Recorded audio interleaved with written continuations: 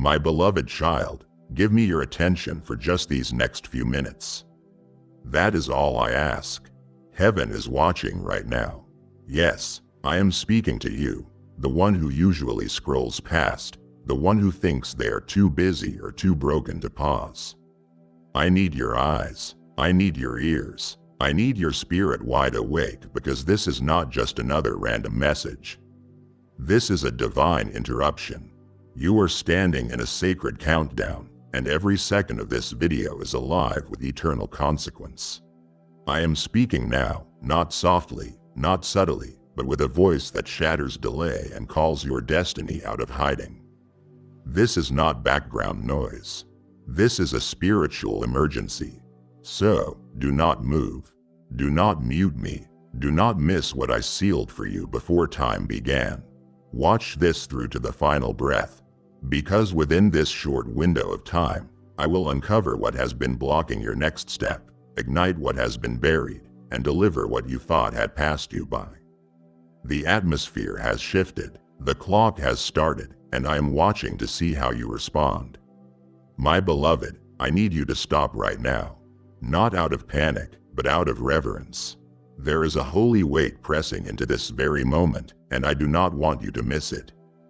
This is not just another passing minute in your day. It is not a coincidence.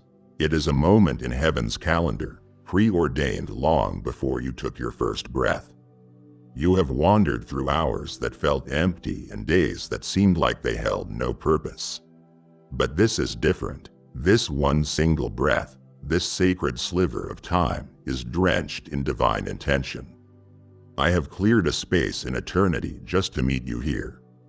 Do not let the brevity of this message fool you. The weight of these next few minutes carries more value than some entire years of your life ever have. Why? Because this is not about duration. It is about destiny. I have waited for this precise alignment where your spirit would finally be still enough, your heart raw enough, and your soul open enough to hear not just words, but me. The countdown has begun, not to frighten you, but to awaken you. You do not even realize how much heaven has already paused for you. I have held back other voices. I have readied angels. I have interrupted timelines because you are my focus right now, not the world, not the noise, just you. So do not treat this like another whisper among many. This is not another gentle pat on the back. This is a divine summons. I have chosen this exact second to step in, not when everything is figured out, not when the room is quiet, not when you feel ready, but now, because readiness does not precede calling, obedience does. The moment you are standing in is not familiar because it is not recycled. It has never existed before, and it will never exist again. There are things I can only say to you right now, in this precise atmosphere, under this exact weight of your longing. You have asked for a breakthrough. You have begged for signs. And here I am, not just speaking, but revealing. Listen with more than your ears. Listen with the ache in your soul that has not known peace. Listen with the questions you have buried under your busyness. Listen with the fatigue you cannot even name anymore. Because I am not delivering empty comfort, I am delivering clarity. And child, clarity is comfort when it comes from me. The heavens are watching, not to judge, but to witness what is about to unfold in your life. They are holding their breath, waiting to see how you respond in this window of time before the curtain rises on a completely new scene of your story. You are not late. You are not overlooked. You are standing right on time in the doorway of divine release. Do not scroll past this. Do not silence the tug. Stay here, because this minute is sacred and heaven is watching with holy wonder. You have been feeling it for a while now, haven't you, child? That holy unrest, that sacred pressure pressing against your chest like something is about to break open. The world might call it anxiety, nerves, or even burnout. But I call it divine awareness. It is not chaos inside you, it is clarity pushing to the surface. It is not fear, it is fire. It is me, your Father, whispering louder than before, surrounding you in places you thought I had gone silent. That sensation that jolts you awake in the middle of the night? The stirring that makes your spirit sit up even when your body is exhausted? That is not madness. That is not imagination. That is awareness. You are stepping into a realm where your spirit is sensing what your eyes have not yet seen. You are beginning to pick up on the movements of heaven, the tremors of divine activity. And child, listen carefully. It is because heaven is watching you more closely now than ever before. The attention of the unseen realm is not scattered. It is laser focused on you in this exact moment. Your obedience, your breath, your posture, your prayer, it has drawn a spotlight from heaven. I have surrounded you with angels, not merely as guardians, but as witnesses. Witnesses to your faith, witnesses to your sacrifice, witnesses to your staying power when you could have walked away. They watched you rise from tear-soaked pillows and speak my name even when you didn't understand what I was doing. And now, every act of surrender you thought no one saw has become a signal in the spirit. A signal that heaven cannot ignore. That tightening in your soul is not weakness. It is the tuning fork of destiny vibrating with the frequency of what I am about to unleash. It is why you cannot rest the way you used to. It is why silence feels louder than noise. It is why your discernment has grown razor sharp lately. Because I have been heightening your sensitivity for what comes next. There is a divine countdown underway. And you, my beloved, are the main character in a scene that is about to shake the atmosphere. You have been asking for signs, and I have been sending them. But the greatest sign is the one beating in your own chest. Your spirit is alert, your soul is aware, your heart is leaning in. That is not pressure from the world, that is the pull of heaven. I do not want you to misinterpret this moment. The tightness, the tension, the trembling, it is not an emergency. It is a birth, and with every spiritual contraction, something eternal is being pushed into visibility. You are not breaking down. You are breaking through, and heaven is not worried. It is watching with intensity, watching with joy, watching with awe because what you have carried in secret is about to be crowned in power. There is an unseen audience gathered right now, angels standing shoulder to shoulder, a cloud of witnesses leaning forward, and the breath of heaven is holding still, not to judge your performance, but to behold your perseverance. That pressure in your spirit is not a flaw. It is a furnace refining what I have hidden inside you. It is the holy weight of being seen, not just by me, but by the entire kingdom realm. And every second you remain still in my presence, every breath you choose to direct toward me, becomes a roar in the spirit louder than any scream of fear. So breathe, beloved, breathe deeply. You are not being crushed. You are being crowned. The tremble is not terror. It is transition. And the reason your soul feels stretched is because it is expanding to receive what was never meant to be contained in your past season. I need you to trust what your spirit senses even when your mind cannot explain it. Let me be the voice that drowns out doubt. Let me be the reason you do not collapse under the weight of waiting. Because while you have been pacing floors and second-guessing your own intuition, I have been preparing the stage for your revealing. And I haven't called the audience to applaud, I have called them to witness the undeniable. The moment a child of God walks into destiny with eyes wide open, aware of the fire they carry and unshaken by the whispers of fear. Heaven is watching, child, not from a distance, but from the front row. Do not shrink under the pressure. Stand in it. You were made for this. Listen to me now with your spirit wide open. Heaven is not passive. The angels assigned to your name are not asleep nor idle. They are not sitting on clouds waiting for your prayers to tidy themselves up. They are leaning in, shoulders forward, wings braced, attention locked. They have received their orders, and those orders are waiting on your next move. This is not a metaphor. This is motion in the heavens that has paused at the edge of obedience. Not because I am unsure, not because I am delaying, but because what I have prepared to release next can only move at the speed of your surrender. There is something brewing in the unseen, massive, majestic, measurable. And child, hear me, you hold the key, not because you earned it, but because you endured for it. The angels can sense the tension in the air. They know the weight of the moment you are in. They are not watching casually.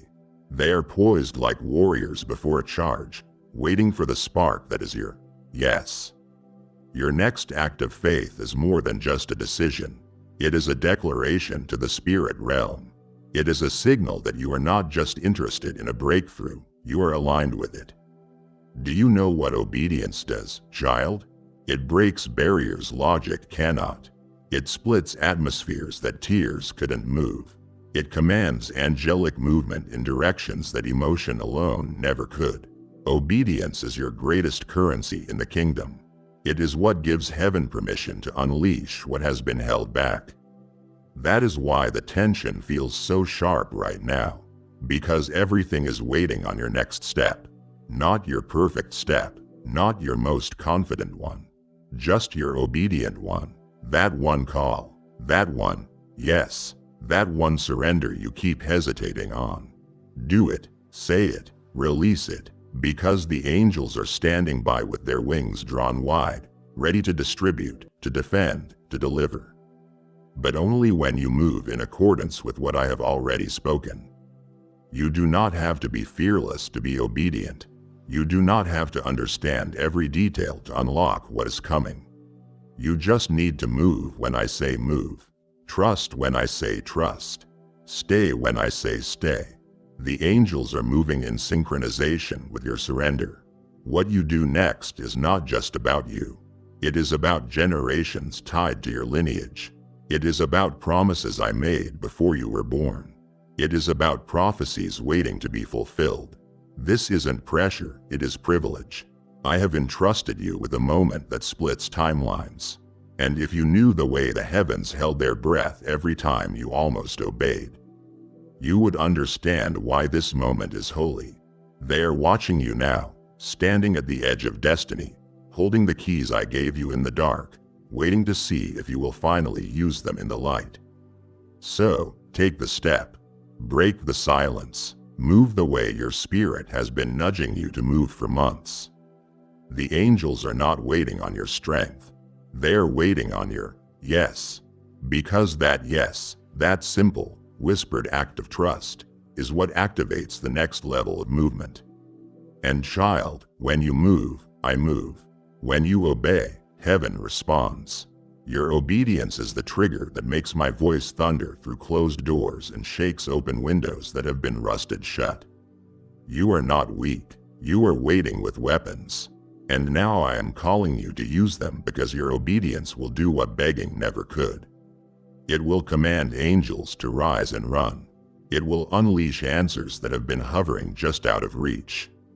And it will shift you from delay into demonstration. Your next move will not just change your life, it will change the atmosphere. And the moment you obey, you will feel it. The shift, the surge, the sound of heaven saying, "Now, my beloved, do not confuse my pruning with punishment. What you have called isolation was actually invitation. What felt like subtraction was sacred selection.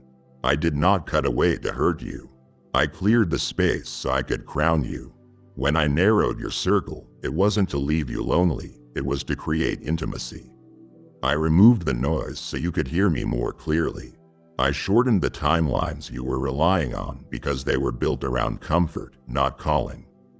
And I love you too much to let you settle for lesser seasons. So I interrupted your rhythms and stripped away the unnecessary, not as a reaction, but as a revelation. You have been looking at what is missing, but I need you to focus on what is about to manifest. Because, child, you are standing at the edge of a divine collision where purpose meets preparation and heaven kisses earth with glory. This place of tension you are in is not a pause. I know you feel like you have been walking through fog, but that haze was actually holy. I wrapped you in mystery so I could unwrap you in majesty. There are collisions in the spirit realm that only occur when I align time, testing, and truth. And that is exactly what I have done for you. You are not delayed. You are divinely timed. Every disappointment was a redirection. Every closed door was a course correction. Every betrayal was a breaking that birthed new boldness in your spirit. I pulled you out of circles that praised your gifts but ignored your anointing. I shut down environments that clapped for your image but couldn't carry your oil, because what I am about to reveal through you requires more than popularity. It demands purity. You weren't being punished. You were being positioned. And now that everything around you has quieted, I have your full attention. Finally, we can move without interference. What is coming next, child, is not gentle. It is glorious. This is not a soft unfolding.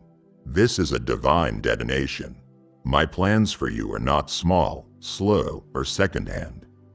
They are sharp. They are specific. They are sudden. And this next step you are about to take will slam into heaven's blueprint like thunder kissing lightning.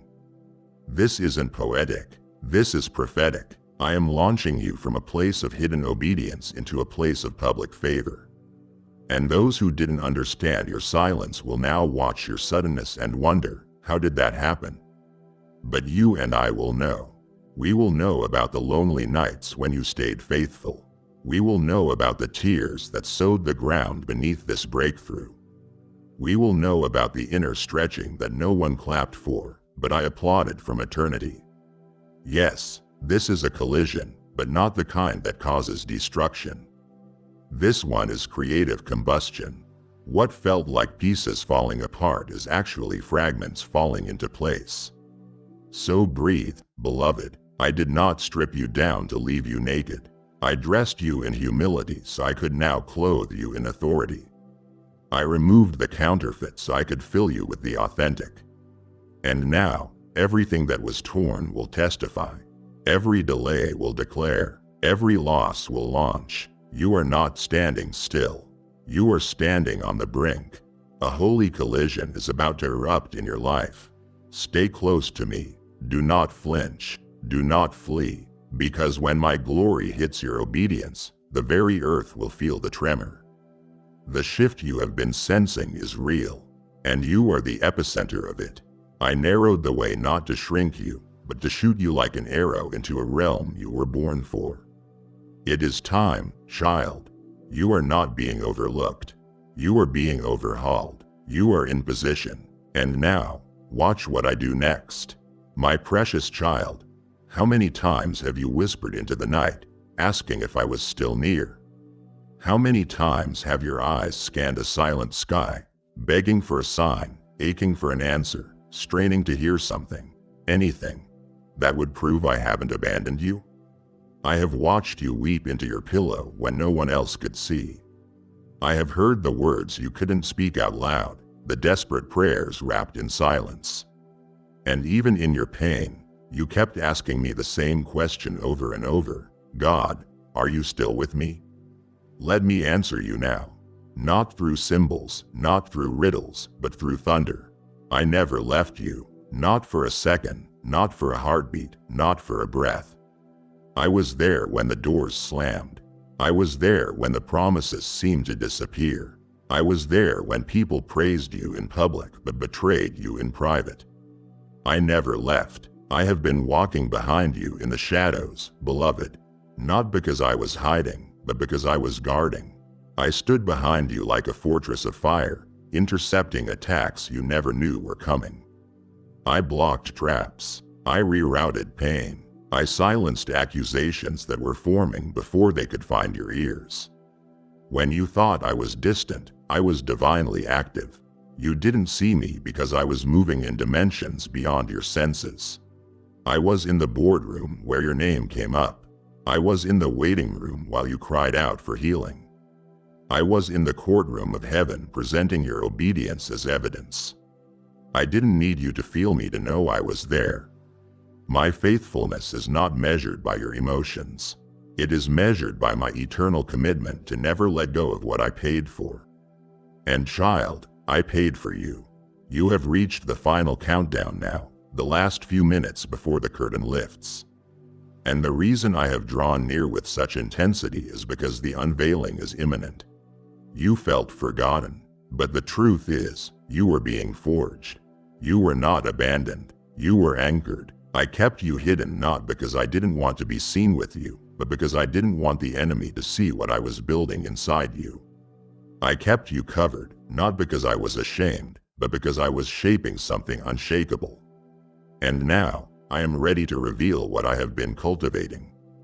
You thought I was ignoring you, but I was just quiet. You thought I was done, but I was just designing.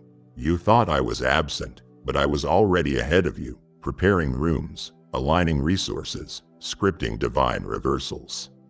So hear me clearly, I never left. I never wavered. I never once second-guessed my choice in calling you. And now the shadows are lifting. And my presence will not just surround you. It will saturate you. These final minutes are not for panic. They are for posture. Posture your heart to receive. Posture your mind to believe. Because you are about to witness what happens when a faithful God unveils the fruit of hidden surrender. This countdown ends in confirmation, not confusion. You will not walk into this next season wondering if I am with you. You will walk in knowing that I was the one who carried you to it. Let every echo of doubt be silenced now. Heaven is not silent. Heaven is watching, and I am still here. Listen to me, child, closely. The ticking you hear in your spirit is not the sound of pressure. It is the sound of prophetic precision. This isn't a frantic scramble toward a closing door. This is a countdown to collision. Divine timing converging with supernatural release. You have been trained by the world to fear deadlines. You have been conditioned to think that if time is running out, then hope must be too. But I am not confined by clocks or calendars. I created time, and I bend it for my glory. These few minutes left, they are not a sign of desperation. They are the sound of destiny accelerating. When heaven begins to count down, it is not to signal your expiration. It is to announce your emergence. You are not late and you are not lacking. You are standing exactly where I need you, on the edge of something so orchestrated, so intimate, so holy that even eternity leans closer to watch it unfold. Child, I need you to grasp this. You are in rhythm with my throne. Every beat of your heart, every tremble in your spirit, every second that slips through your fingers is not wasted. It is woven. While you were second-guessing your progress, I was aligning your pace with the pulse of heaven. There were seasons you thought you were falling behind, but I was actually slowing you down so you wouldn't miss the divine alignment waiting ahead. You mistook divine delay for denial, but I was never withholding.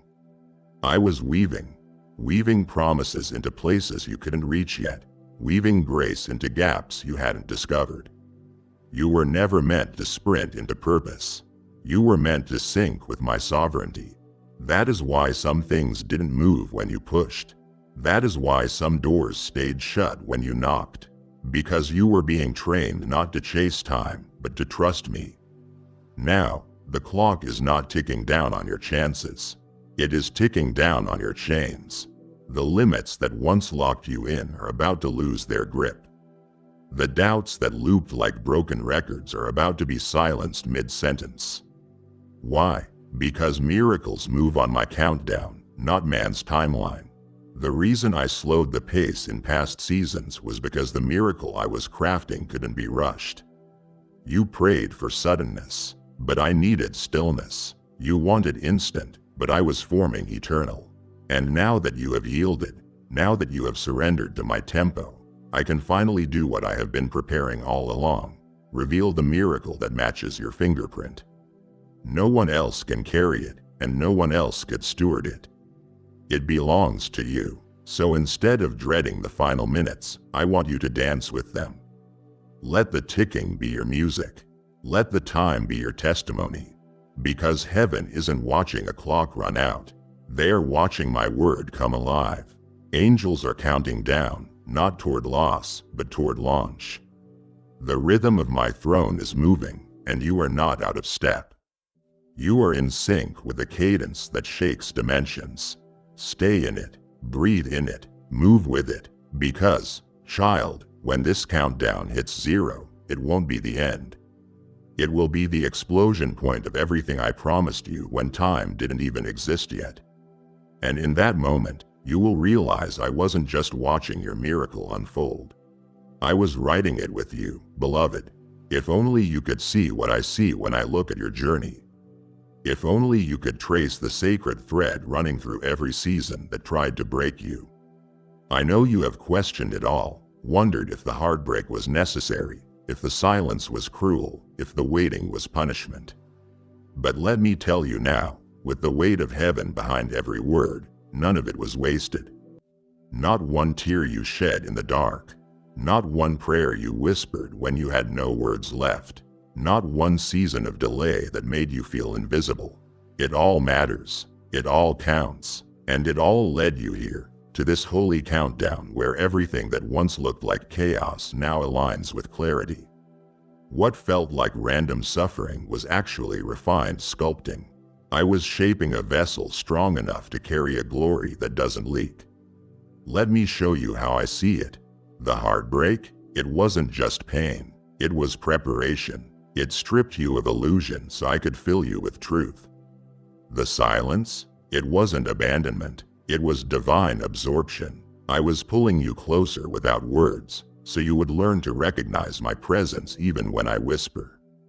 The delays, they were not rejections. They were refinements. I was refining your motives, your mission, your mantle. And the confusion, that fog you begged me to lift, it wasn't punishment. It was protection. I kept you from rising into what wasn't ready for your calling. I confused the plans that didn't align with your promise because I would rather you be unsure for a moment than unsafe for a lifetime. I didn't cry because I didn't care.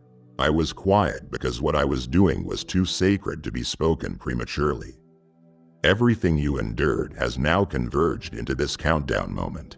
I need you to see it with new eyes. Don't just look at the scars. Look at the strength they have produced. Don't just recount the losses.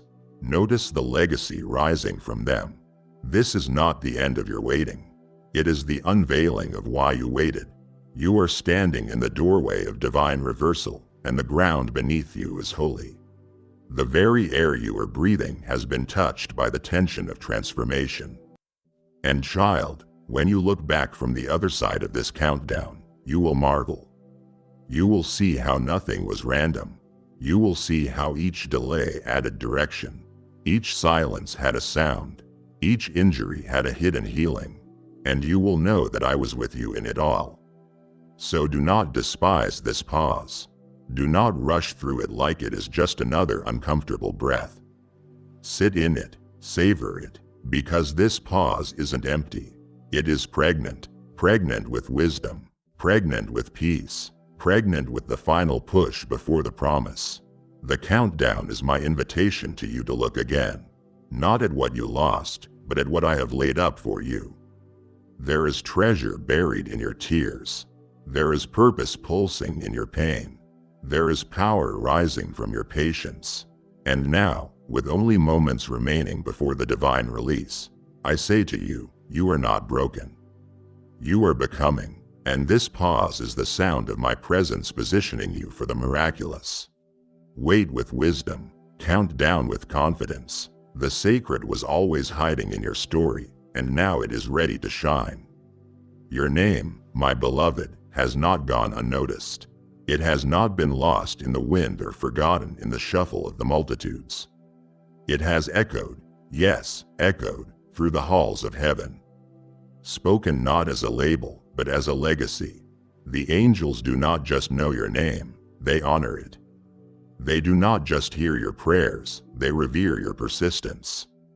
When your strength wore thin and your soul felt threadbare, they leaned closer. When you kept walking when others gave up, they stood in awe. Do you realize what that means? Your endurance has become a sound in the spirit realm, a holy rhythm that heaven cannot ignore. You may not have seen applause here on earth, but heaven has been roaring with approval, not for your perfection, but for your perseverance. You didn't know it, but when you pressed on through pain, angels whispered your name with wonder. Not because of what you accomplished, but because of what you overcame. They watched you rise again and again with trembling hands and tear-stained eyes.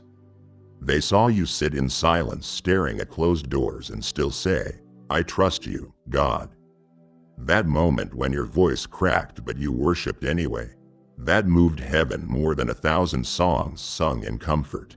Child, listen to me. You have been admired by beings who do not age, revered by warriors who never sleep. You made angels pause because what you endured in silence, what you carried without complaint, what you suffered without spectacle, it wasn't just survival. It was sacred warfare. Your quiet obedience became thunder in heaven.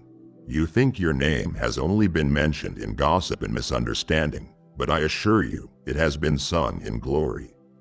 I have spoken your name to the angels, not as a warning, not as a correction, but as a testimony. Watch them, I said. Watch how they stay. Watch how they trust when it doesn't make sense. Watch how they refuse to let go. You thought you were crawling. I saw you conquering. You thought you were losing. I saw you lasting. You thought you were forgotten. But I was pointing to you while angelic voices echoed. That one right there, they said. They didn't quit. And let me tell you, in heaven, endurance is more precious than gold, more powerful than strategy, more anointed than talent. Your name carries the fragrance of faithfulness. So now in this countdown moment, I need you to hear this with your whole heart. Heaven knows your name, not the version others fabricated, not the version pain tried to distort, but the real you, the hidden you, the holy you. You were never just a number to me. You were a narrative, and heaven has been reading your story aloud, chapter after chapter, watching the ink of obedience spill onto pages no one else was willing to write. And the angels, they have been holding their breath, not for drama, but for destiny. They have been waiting for this very chapter, the one where everything begins to turn, where heaven's whispers become earth's witnesses, and the one who was overlooked suddenly becomes unmistakable. Yes, your name has been whispered, but now it is about to be shouted in spaces you never stepped foot in.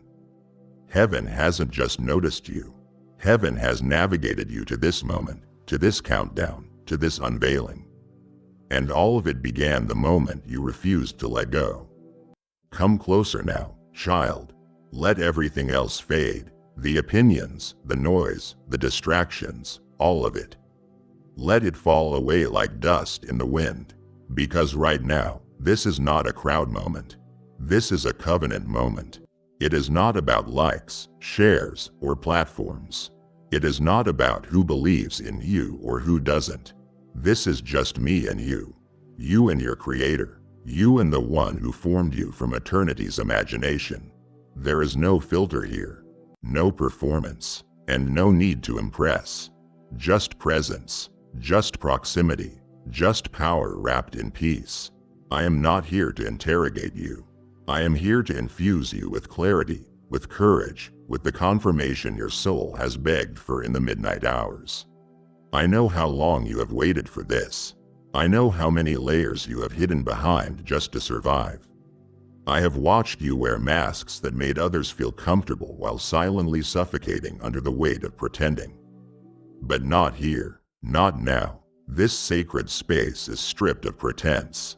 It is drenched in something deeper than recognition. It is the reconciliation of who you have become and who you have always been to me. There is no veil between us now. The distance you felt wasn't rejection.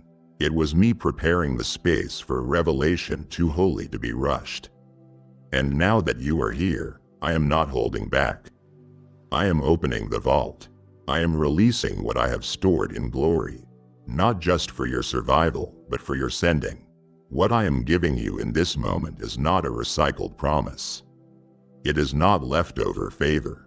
This is custom-crafted glory designed for your fingerprints, reserved for your faith, wrapped in the fragrance of your obedience. I didn't pull it off a shelf. I pulled it out of eternity, and I saved it for such a time as this. Because there are things I have waited to place in your hands until your hands stopped striving and started surrendering. I didn't want to give you something that would break you. I wanted to give you something that would build through you. And now I see it. Your posture is right. Your spirit is steady. Your heart is finally open. Not just to receive, but to carry. And that is why I have drawn you into this private moment. Not to just give you relief, but to give you release. So, pause, breathe me in, let every part of your being feel the weight of my nearness. You have always been seen, but now you are being selected. This moment is a transfer, a sacred delivery. Glory that was hidden now becomes tangible, and there is no audience here to explain it to because no one else needs to understand what I have chosen to reveal to you. This is intimate, this is infinite, and this is irreversible. What I give now cannot be taken by man, stolen by time, or diluted by fear. This is between you and me. This is personal, and when you walk out of this moment, you won't just walk with answers. You will walk with evidence, not because you earned it, but because you stayed long enough in silence to hear me say, "Now, child. Now is the moment. Receive what I have hidden for your hands alone. My precious child, there is something you must know with certainty. You did not miss your moment. What you thought was a missed opportunity was actually a measured delay. And the measure was not of your skill, not of your resume, not of your platform. It was of your heart. I was never watching your speed. I was weighing your spirit. You see, while you were counting days, I was counting depth. While you were calculating how far ahead others seemed to be, I was calibrating how deeply you had rooted yourself in me. You thought the fog meant you were forgotten, but that fog wasn't failure.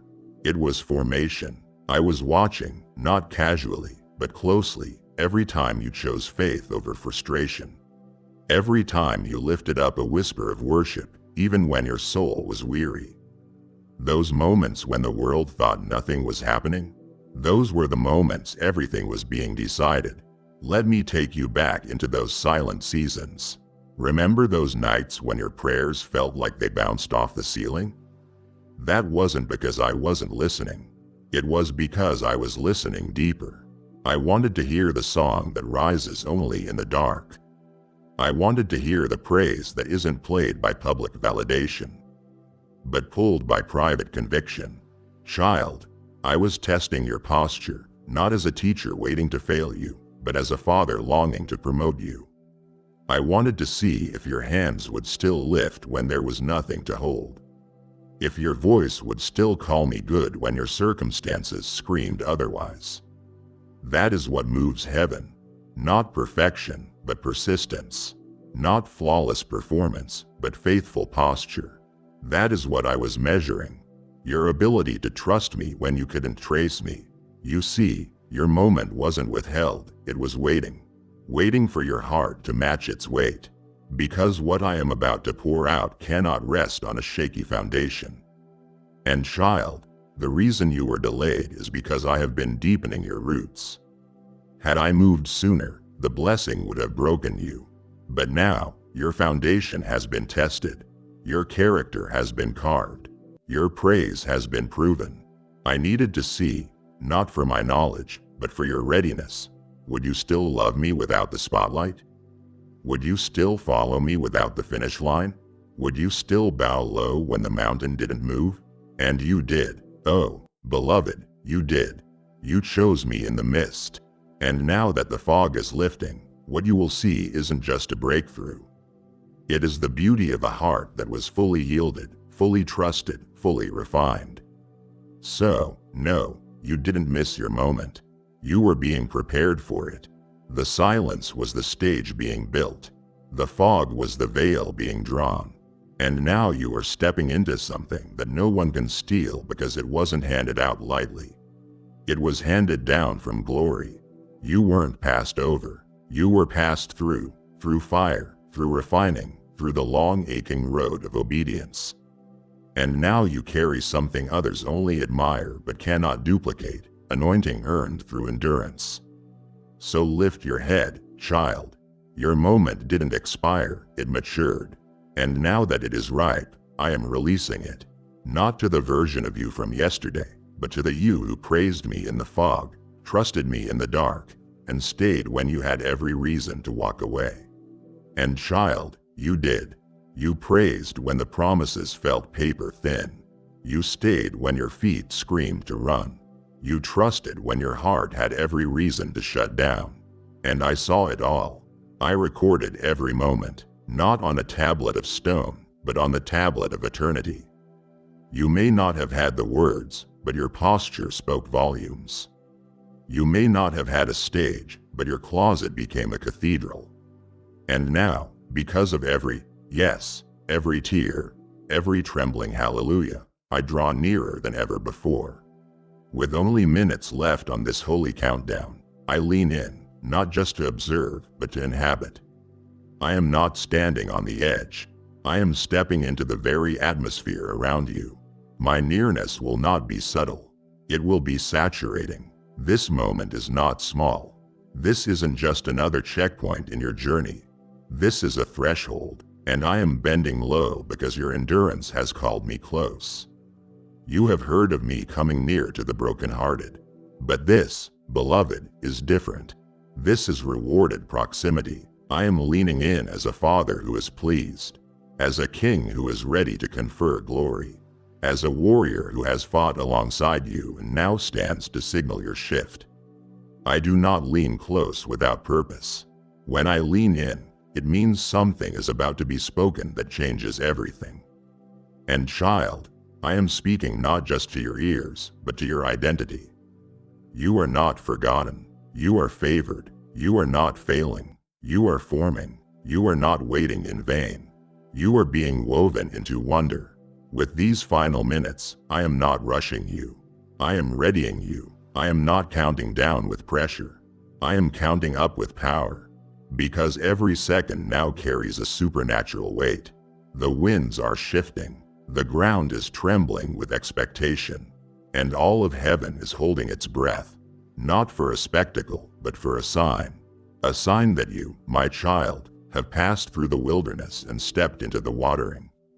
You didn't even realize how deeply you moved me when you whispered my name with cracked lips and a bruised heart. But I did, and now I am here, not just near in spirit, but ready in power. What was a whisper will now become a wind of favor, of fire, of fulfillment. You stayed, child, you stayed, and now everything changes. So lean into me as I lean into you. Let these minutes not just tick away but testify. Let your stillness become a symphony. Let your expectancy become the echo that ripples across the unseen. I am not a God who teases. I am a God who tarries until the time is right. And child, the time is now. I am not leaning in to deliver theory. I am leaning in to deliver treasure because you stayed, because you praised, because you trusted. Child, let me speak into the place that still stings. The place where disappointment has lodged itself like a thorn in your memory. I know how that moment broke you, how the door closed without warning, how the opportunity vanished when you had just dared to hope again. I saw your heart break in slow motion. I felt the ache when you questioned, was this the end? But here is my truth wrapped in fire and whispered with glory. That was not your end. That was your entrance. What you saw as devastation, I have already stamped with divine designation. That rejection wasn't personal, it was prophetic. I closed that door with my own hand. Not because you weren't worthy, but because what is behind that door is so sacred, so specific, so stunning that I wouldn't let you settle for anything less. You see, I don't just open doors. I guard thresholds. I am not a passive observer. I am the divine doorkeeper. And if I closed it, child, it is because it couldn't hold the weight of what I have placed inside of you. That room would have dimmed your light.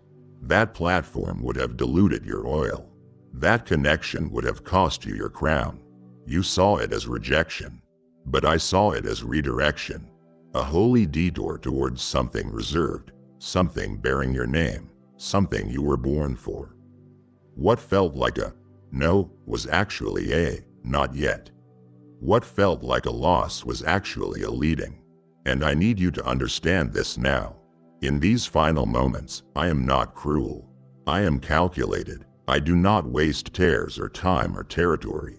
Every detour you have walked was me placing markers in the ground, marking territory that I would later return to and say, now is the time. Now enter in. I have been preparing something too tailor-made for you to be rushed into.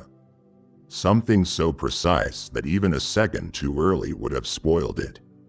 Type yes if you are ready for the blessings that you are about to receive. And if you believe in Christianity, kindly show your support for our community by contributing super thanks. From $50 to $100. The enemy tried to convince you it was over. He tried to call delay your defeat. He tried to convince you that silence meant you were forgotten. But I call him a liar. And I call you chosen and picked. The door I have prepared, this next entrance, is not one you will have to force open. You will not need to beg, push, or plead. You will not need to compromise who you are to fit through this opening. This door will recognize you. The hinges will swing because your footsteps match the frequency of fulfilled prophecy. You won't just walk in. You'll be welcomed because I have already gone ahead of you and spoken your name in rooms you haven't stepped into yet. And when the moment comes, it will feel like home. Not because it's familiar, but because it was always yours. So, lift your head. Wipe the last tear of regret from your face. Stop mourning closed doors and begin preparing for open gates. Because you are not locked out, you are being launched forward. And in this countdown moment, while heaven watches, while angels lean in, while glory thickens, I declare to you, what felt like the end will become the evidence that your entrance was orchestrated, not accidental. I didn't just save the best for last. I saved the best for you. And now the door that matches your design is opening. Not because you forced it, but because you followed me all the way here. And now, child, I give you an invitation to become part of the holy fire I am spreading. You heard me say I was doing something sacred in the hidden places. Well, here is one of them. Every time you sow into this word, whether through super thanks, membership, or that link I placed in the description, you are fueling the fire that sets other hearts ablaze. This is more than generosity. It is obedience. It is partnership with heaven. I have said in my word, give, and it shall be given unto you, good measure, pressed down, shaken together, and running over. That wasn't poetry. That was a promise, and it is being fulfilled right now. You are not just giving. You are activating the oil. So respond to me. Don't delay. Sow where I am speaking and watch what I release through you. My beloved, if only you knew how precious your tears are to me. Not a single one has been wasted. Not one drop of sorrow has hit the ground without being caught by my presence. You cried in silence, thinking no one saw. You wept into your pillow, burying your face so the world wouldn't hear. But I heard. I was there when no one else stayed. I was present when even your own strength walked out the door. And I didn't just watch. I waited with you. I held your heart when it cracked under the pressure. I whispered peace when your chest was too tight to breathe. You were never alone in those moments. Every sob was sacred. Every tremble in your voice was a worship song to me. Not because pain is holy, but because you turned it toward me. That's what made it worship. Not the pain itself, but the pouring out. You poured out your anguish, and I received it as incense. You must know this. I never turned away from your anguish. Never. Even when you accused me. Even when you shouted, "And where are you, God?" I didn't flinch. I didn't retreat. I didn't withdraw my affection. I drew closer. I let you rage in my arms. I let you pound your fists against my chest because I would rather you break in my arms than break alone. I do not love the polished version of you more than the broken one. I do not prefer the joyful worshiper over the broken one. I love the real you, the one who sobs at 3:00 a.m., the one who aches without words, the one who still calls me father even when everything feels like it's falling apart. I was in the room, child.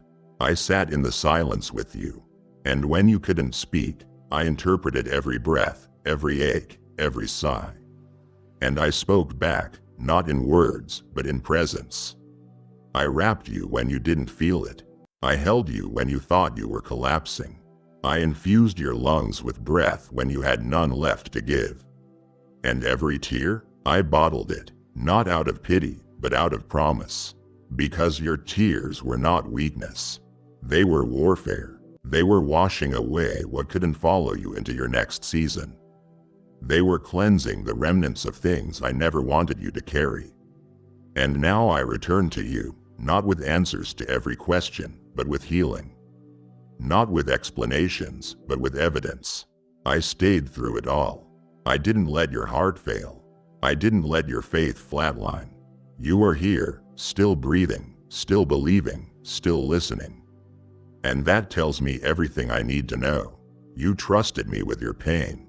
And now, child, because you led me into the darkest places, I am bringing light that doesn't flicker.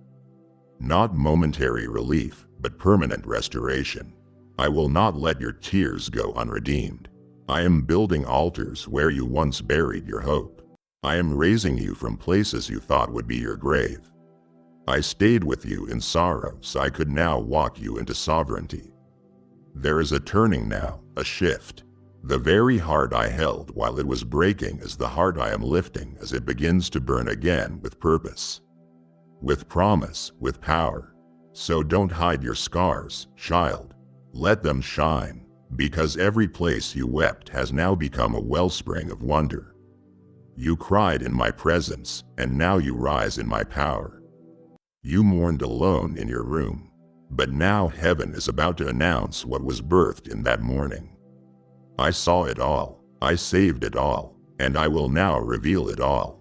My child, how many times have you stood in front of your own reflection and quietly asked, "Why me?" I have watched the doubts dance in your mind like shadows trying to eclipse the light I placed within you. I have heard the secret whispers of your heart as it wrestled with insecurity.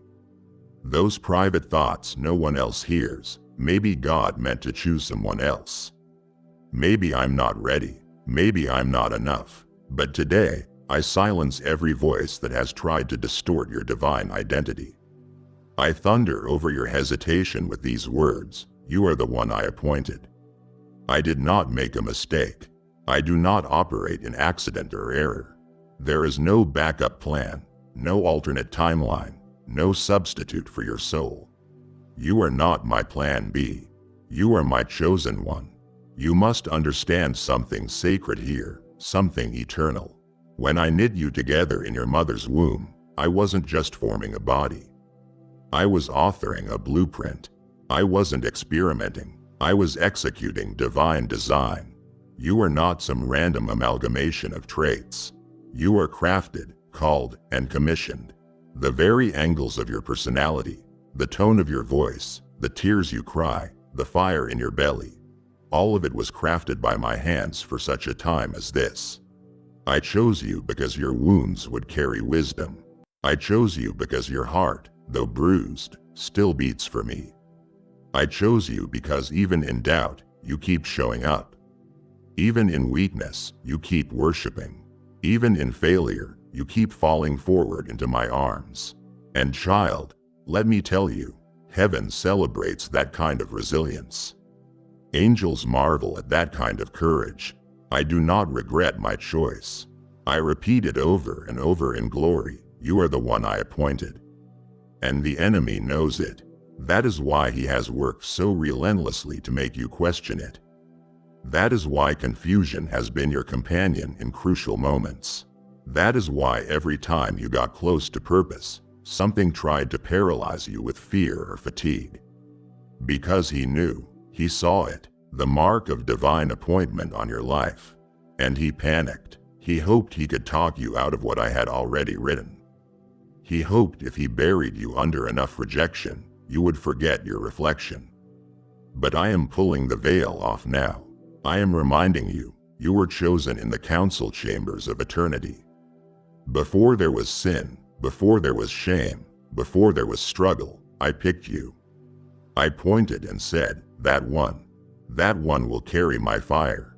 That one will speak and the earth will shift. That one will walk through the storm and not drown. That one will rise. And child, I didn't change my mind when you stumbled. I didn't revoke your calling when you fell. I just kept calling you higher. So shake off the lie that you are unworthy. Strip away the myth that someone else is better suited. Stop rehearsing the reasons why you are not qualified. Because the truth is, I qualified you with my presence. I wrapped you in grace. I covered you in favor. I set angels to war over your destiny. And now, as the countdown narrows, I need you to rise into the identity I have always seen. No more thinking small. No more second guessing. No more self-sabotage. You are the one I appointed. And when heaven speaks your name, it does not whisper with uncertainty. It resounds with reverence. You are not second best. You are divinely selected. There is no plan B. There is only you, and the time for you to walk in it is now. Child, the fire has not been your enemy. It has been your escort. You have looked at the flames around you and wondered if this was the end. You have watched things you thought you needed go up in smoke, relationships glow, dreams crumble, strength wither. And in the middle of the blaze, you cried out, God, am I being punished? But hear me now, this fire is not for destruction. It is for definition. You are not being burned down. You are being built up. You are not being consumed. You are being completed. I am not watching from a distance while the fire licks at your feet. I walk in it with you, just like I did with the 3 Hebrew boys. I do not always remove the fire. Sometimes I redefine it. What others call devastation, I call divine refinement. Listen closely. Fire reveals what is real. It exposes what is eternal.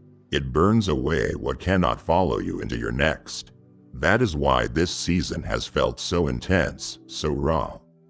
Because I have been refining your identity, not just your circumstances.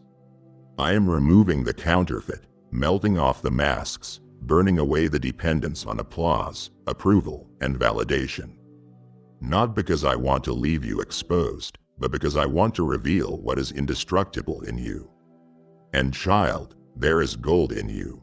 Pure oil. Fire-tested gold, and that gold cannot be polished without flame. You thought the fire was hurting you, but it was highlighting you. The weight of glory I am preparing to rest on your life can only settle on someone who has been through the furnace and found faithful. And beloved, you have been found faithful. You didn't curse me in the heat. You didn't run from the flame. You stayed, you endured, and now you emerge not as a victim of fire, but as a vessel of fire. Flame forged, spirit sealed, heaven marked. You now carry what cannot be taught, only tested. That is why this fire was so personal, so tailored. Because it was forming something eternal in you. Your anointing now has an edge. Your compassion now has weight. Your words now carry wind because you have walked through the refining room of my spirit and you didn't exit empty. You come out empowered. The fire didn't take you.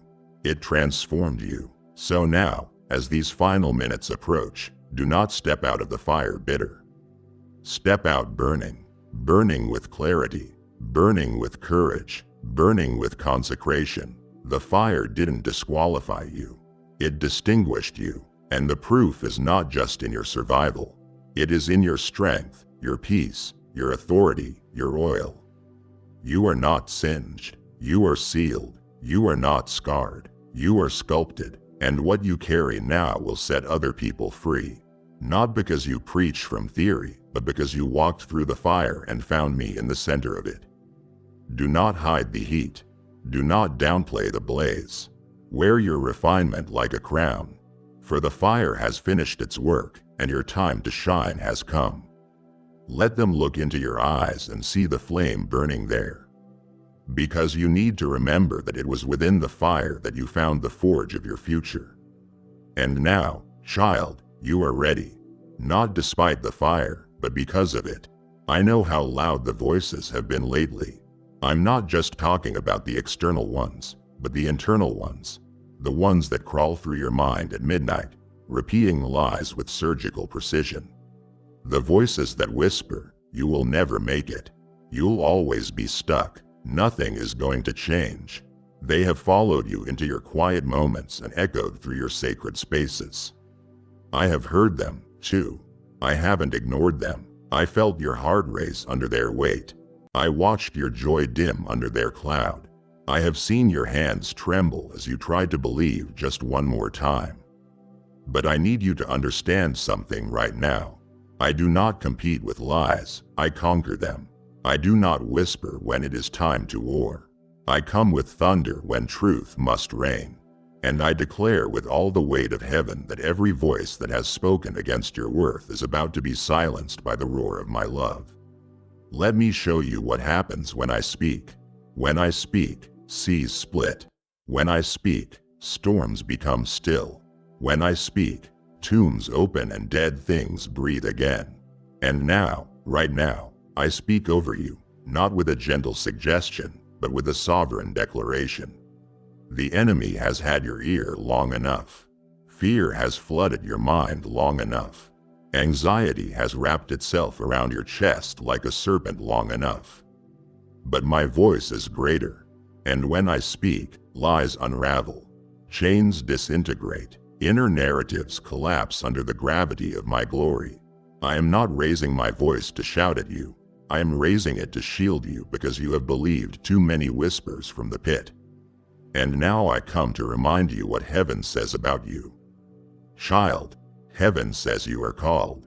You are clean. You are capable. You are carried. You are not the sum of your fears. You are the sum of my favor. The noise has been constant, dressed up as reason, fear disguised as realism, shame pretending to be self-awareness. But none of those voices have access to my throne. I alone speak from the mercy seat. And I say this to you now, not as encouragement, but as an edict from eternity. Every voice that rises against you shall fall. Every word spoken in darkness will be overturned in light. Every echo of failure will be drowned in the sound of victory. My truth is not a concept. It is a sword, and I wield it now in your defense. Where the enemy tried to bury your confidence under years of false narratives, I now lift your head with truth forged in fire. You are enough because I am enough in you. You are not too late. You are not too broken. You are not too far gone. You are mine. That alone changes everything. So today, let the thunder of my truth shatter every lie you have ever believed. Let it crack the shell of insecurity. Let it split the silence that has settled in your soul. Because I am not here to debate with darkness, I am here to dismantle it. And from this moment forward, I want you to speak what I say, not what fear dictates. Speak what heaven has already stamped on your spirit. I am chosen. I am called. I am covered. I am free. Because my truth doesn't just confront the voices, it consumes them. I won't just quiet the noise, I will replace it with clarity. And when you walk from this moment on, every step will echo the sound of someone who has heard their Father thunder. You are mine, and you are ready. Yes, my child, even in your weariness, I have been moved. You have come to me not with polished prayers or lofty language, but with groans too deep for words. You have walked through days where your soul felt thin, where just rising from bed felt like a battle. And you thought, God must be disappointed in me. But child, how could I ever be disappointed in the one who stayed? You didn't run. You didn't hide. You didn't pretend. You brought me your empty hands. You showed up with your exhaustion. And that, yes, even that, was worship. Because I never asked you for perfection. I only asked you to be present. And you were. You came to me tired. You came to me trembling. And that moved me more than any performance ever could. You must understand something foundational, something holy. My strength is not a reward for your perfection. It is a covering for your weariness. I am not waiting at the end of your rope with judgment. I am standing with you in the middle of the unraveling, offering restoration. You have been pushing, holding, and carrying more than you were ever meant to bear. You have been faithful to others while feeling forgotten yourself. But I saw it all. I watched how you loved through fatigue. I saw how you kept believing even when hope flickered like a dying flame. And now, in these last moments of the countdown, I don't come to correct. I come to cover. I wrap you now in strength not of this world. Strength that doesn't burn out. Strength that doesn't crack under pressure. Heaven-forged strength. And child, I give it freely. Not because you have earned it, but because you endured. You thought, I am too weary to carry this dream. But I say you were never meant to carry it alone. I have always been the one lifting with you, walking with you, upholding you with my righteous right hand. Even when you didn't feel me, I was transferring divine energy into your bones. And now, the strength I give you is not adrenaline, it is abiding. It is the kind that steadies trembling knees, the kind that heals you while you move, the kind that fuels miracles not through your striving, but through your surrender. This strength doesn't ignore your exhaustion, it honors it because your fatigue came from your faithfulness. And beloved, I always reward what was poured out in secret. So today, let me cover you. Let me speak this over your tired spirit. You are not failing. You are finishing. You are not breaking down. You are breaking through. You are not too weak. You are just finally at the place where my strength can fully take over. So lift your hands, not in performance, but in permission. Give me your weariness, and I will give you my win. This is not about pushing harder. It is about receiving deeper. You stay, and now I strengthen. Not because you climbed your way to me, but because you collapsed into me. That collapse was holy. That surrender was sacred. That weariness was the way. And now, with arms full of glory and hands stained with oil, I place on you a strength that the world will not understand, but hell cannot stop. You are covered, child, and you are carried all the way through. My child, stand still and listen with your innermost being, because something unseen is shifting. Entire timelines are rearranging themselves in your favor right now. This is not a metaphor. This is not poetic license. This is the voice of heaven at work, realigning kingdoms, rescripting destinies, knitting together pathways you thought were dead ends. While the world sees your wait as lost time, I see it as working time. The kind of time where angels move, where strategies in the spirit are being implemented with surgical precision, where people you haven't met yet, who hold keys to your next season, are being dispatched even as you breathe. All of it, but all of it is happening because you stayed. You stayed when you could have fled. You stayed when the ground beneath you shook. You stayed when there was only whispering and no visible path. Now you are entering the season where favor forms around faithfulness. Alignments align and timelines shift not by your striving, but by my sovereignty. Think about what that means. There are alignments being established, connections being made in the heavenly realms that will manifest on earth as divine appointments, opportunities, and open doors. Relationships you couldn't force are being formed. Doors you couldn't push open are being unlocked. And futures you couldn't write are already being drafted, destined for your hands. All because you stayed. Heaven recorded your perseverance, cataloged your praise under pressure, bookmarked your surrender. Now the planet is turning under your feet. Not because of your performance, but because of your posture. And the shift is so holy that it will seem sudden to the world, but to heaven, it has been a slow and sacred formation. In those hidden hours, favor was being formed around your obedience. In those whispered prayers you didn't publish, alliances were being forged in the spirit realm. In every moment you stayed, you were building a bridge between your current place of waiting and your coming place of wonder. I want you to feel this deeply. You are no longer waiting for your moment. Your moment has been waiting for you. Heaven adjusted its calendars to match your faithfulness. The stars shifted their alignments. Royalty in the spirit gathered in council to release your next steps. The mover of mountains sent angels to carve the road before you. The road you stayed to walk even when it wasn't visible. And now the ground is giving way to glory. Now the heavens are leaning in with favor. Now the timeline ripples with promise. You will look back one day and see that nothing was wasted.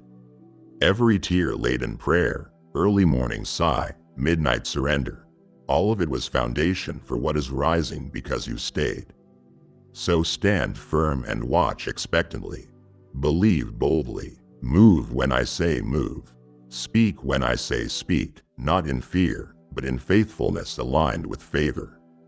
You are more than a survivor.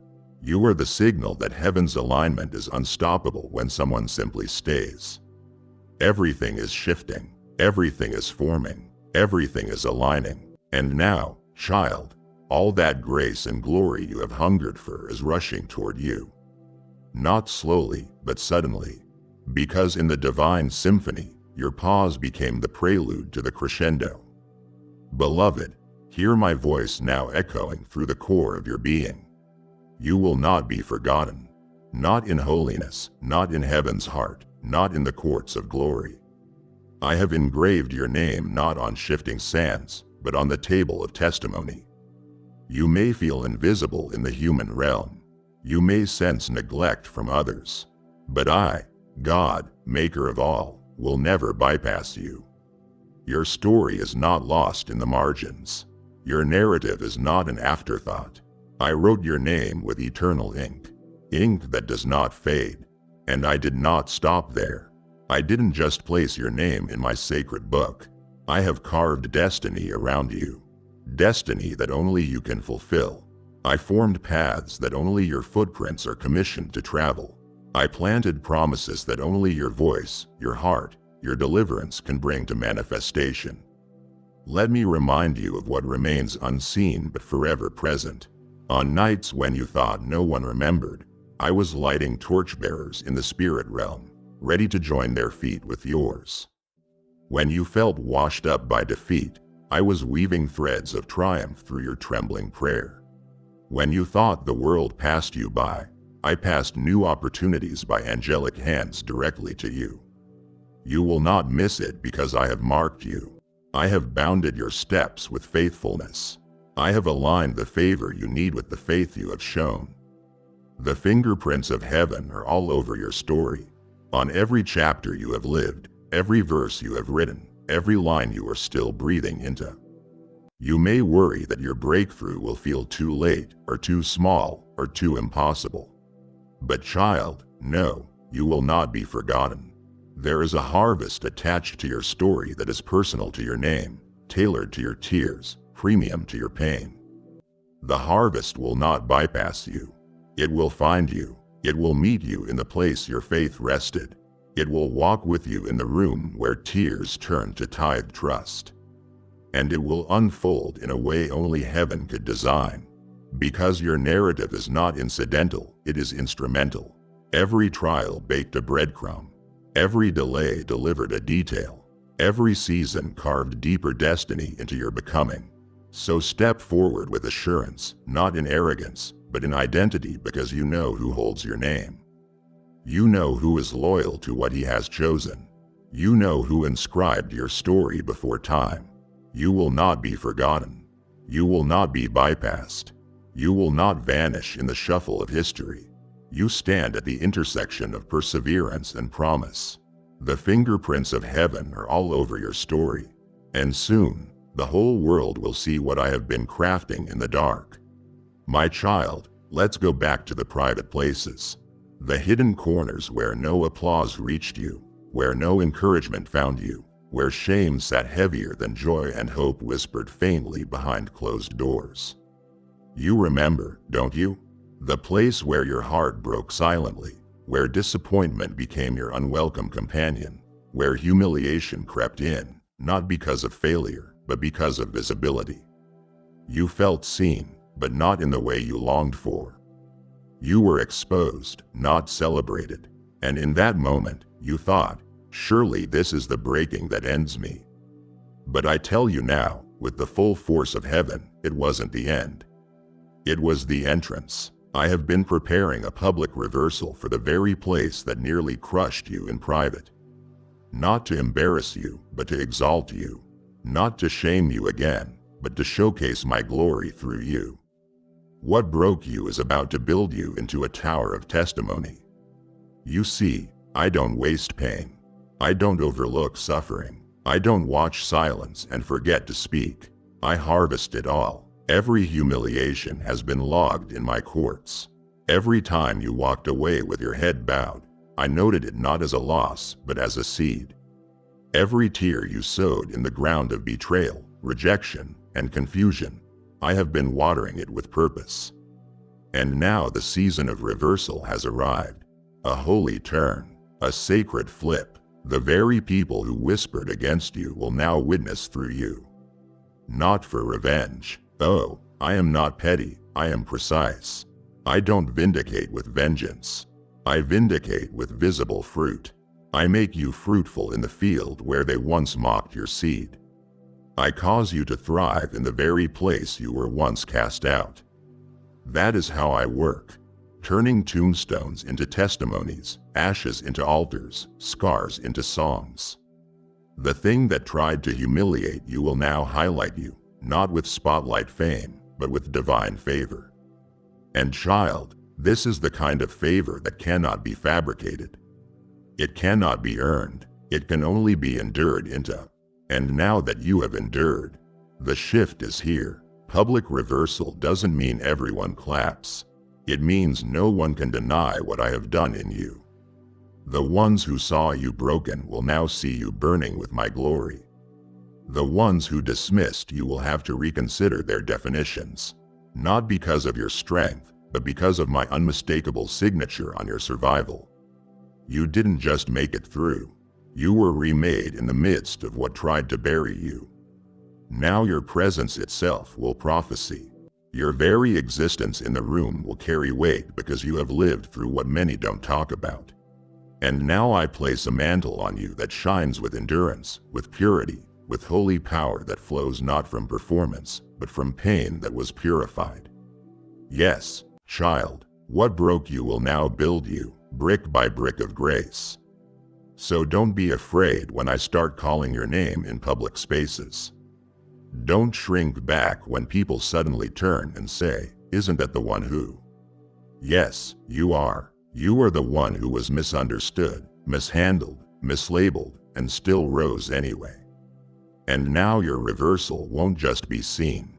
It will be felt like wind hitting dry land, like oil dripping from scarred skin. The power I am pouring into you was not born in a classroom. It was forged in the fire of rejection. And because you didn't curse me in the pain, I now clothe you in the power. Prepare your heart. The public reversal is not just a restoration. It is a revelation, a revealing of everything I formed in silence that is now ready to be seen in full strength. You will not return to that pain. You will rise from it, and you'll carry many with you. My beloved, you have lived through the days of scraping by emotionally, spiritually, and financially. You have mastered the art of making do, of pressing forward with little, of trusting when the supply ran dry. You have learned to stretch peace over panic, to stretch joy over just getting by. And I honored every moment of your trust in the middle of lack. I saw how you tithed when it hurt. I saw how you gave encouragement when you were the one needing it most. I saw how you still served, still praised, still believed. But now I come to announce a holy shift. This is not the season of barely enough anymore. This is the hour of overflow. Not just a little more. Not just enough to survive, but more than you asked, more than you dreamed, more than you planned for. I am not just meeting the need. I am exceeding it as a revelation of who I am. I am the God of pressed down, shaken together, and running over. I am the God who doesn't just fill jars. I turn water into wine to the brim. I am the God who tells you to cast your net on the other side and suddenly the catch breaks the boat. I am the one who multiplies loaves and fish and leaves baskets left over. This is who I have always been. But now you are stepping into the experience of the truth. The overflow is not a bonus. It is a benchmark of my nature. I overflow because I am abundance. I overflow because you didn't settle for crumbs. You trusted me when it looked ridiculous. And now I honor that trust with a downpour so personal it will wreck your expectations. You will stand in rooms you didn't qualify for. You will hold provision that didn't come from your labor. You will receive peace that makes no earthly sense. Because when I overflow, it undoes logic and releases wonder. Type yes if you are ready for the blessings that you are about to receive. And if you believe in Christianity, kindly show your support for our community by contributing super thanks. From $50 to $100. But I need you to hear this. This overflow is not for display. It is for deployment. I am not blessing you for spectacle. I am blessing you because what is about to flow through you will heal others, feed others, clothe others, lift others. You have been asking me to use you. But now I don't just use you. I fill you until you spill into others. Your cup is not just full. It is tipping, spilling, overflowing. And the overflow will reach rooms your hands can't. Hearts your voice never knew. Generations that don't even know your name yet. You will overflow into atmospheres. Your prayers will overflow into homes. Your faith will overflow into families. Because you were faithful in the famine, I now release you into abundance with assignment. You will walk in overflow and still stay grounded in purpose because I can trust you not to waste it. And yes, I know the lie that has haunted you. What if it dries up? But hear me now. This overflow is sustained by me, not by your effort. This isn't a seasonal bonus. It is a system of supply tied directly to my covenant with you.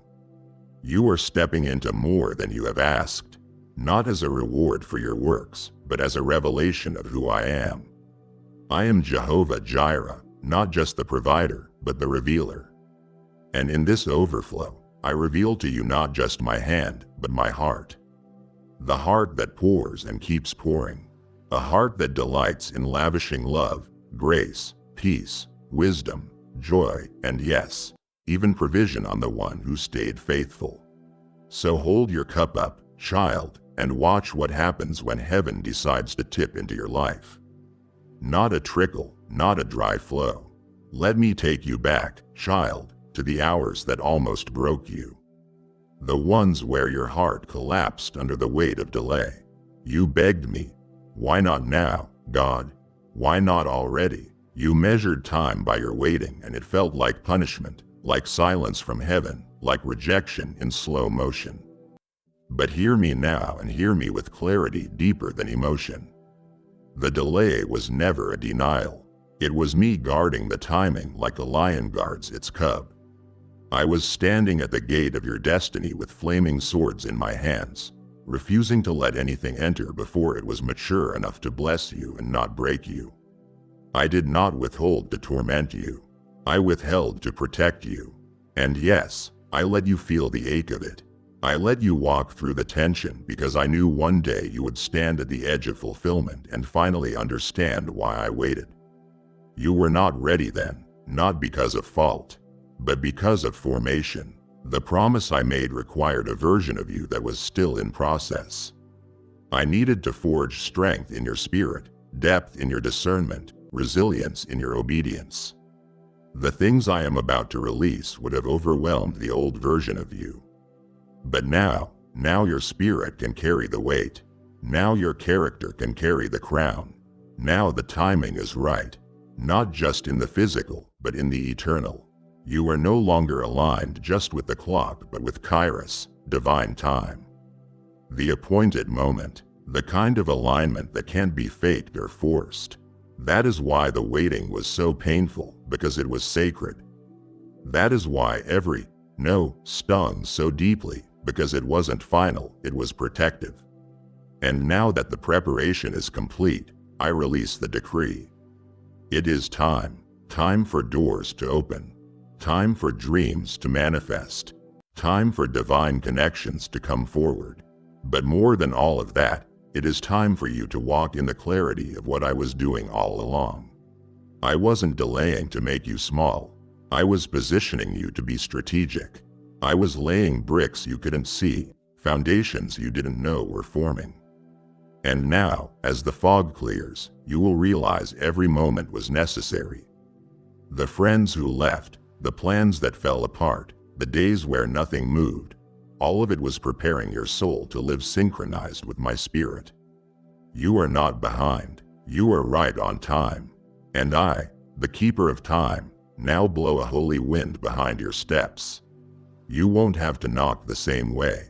Things will now respond because you are not stepping out in desperation. You are stepping out in divine timing.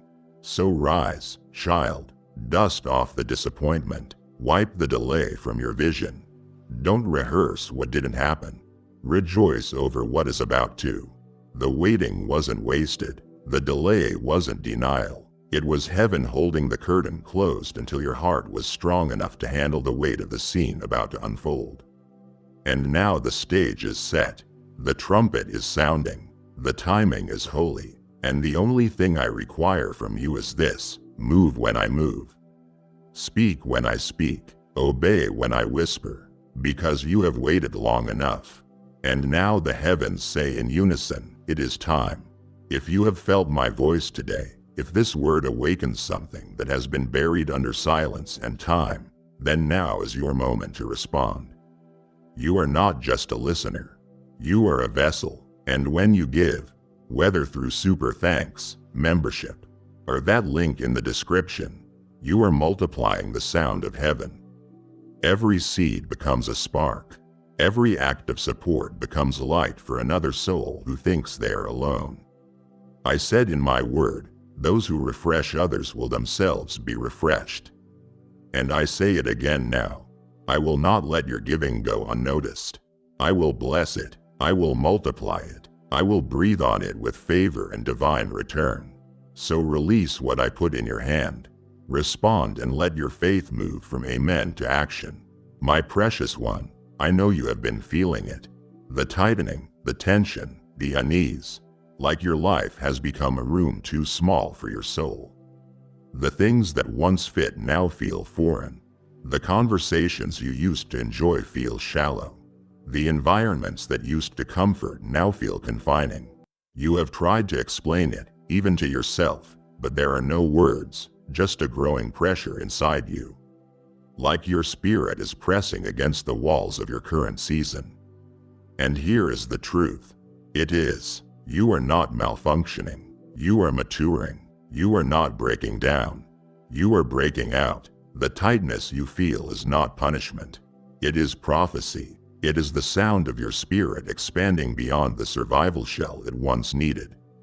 You have outgrown the space that once kept you safe because now I am stretching you for what comes next. You see, there are seasons where confinement preserves, where small space protects. But preservation is not your permanent assignment. You were never meant to stay hidden. You were meant to be honed in secret, then unleashed in power. And now the walls that once comforted are starting to constrict, not because they turned against you, but because I am calling you beyond them.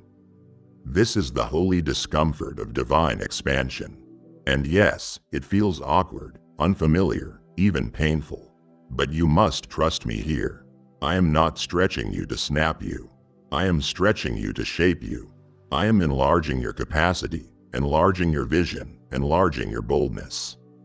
Because the assignment I am releasing in the coming days requires more room, not more striving, but more space. Space in your soul, space in your schedule, space in your spirit.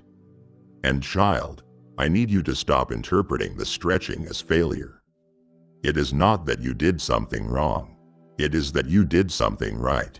You stayed long enough in the place of survival that now your soul is ready to live, to lead, to launch. But new wine can't be poured into old wineskins. New power can't function inside old paradigms. That is why the things around you feel like they are shifting out of alignment, because they are. Because I am recalibrating everything to make room for what I am about to place in your hands.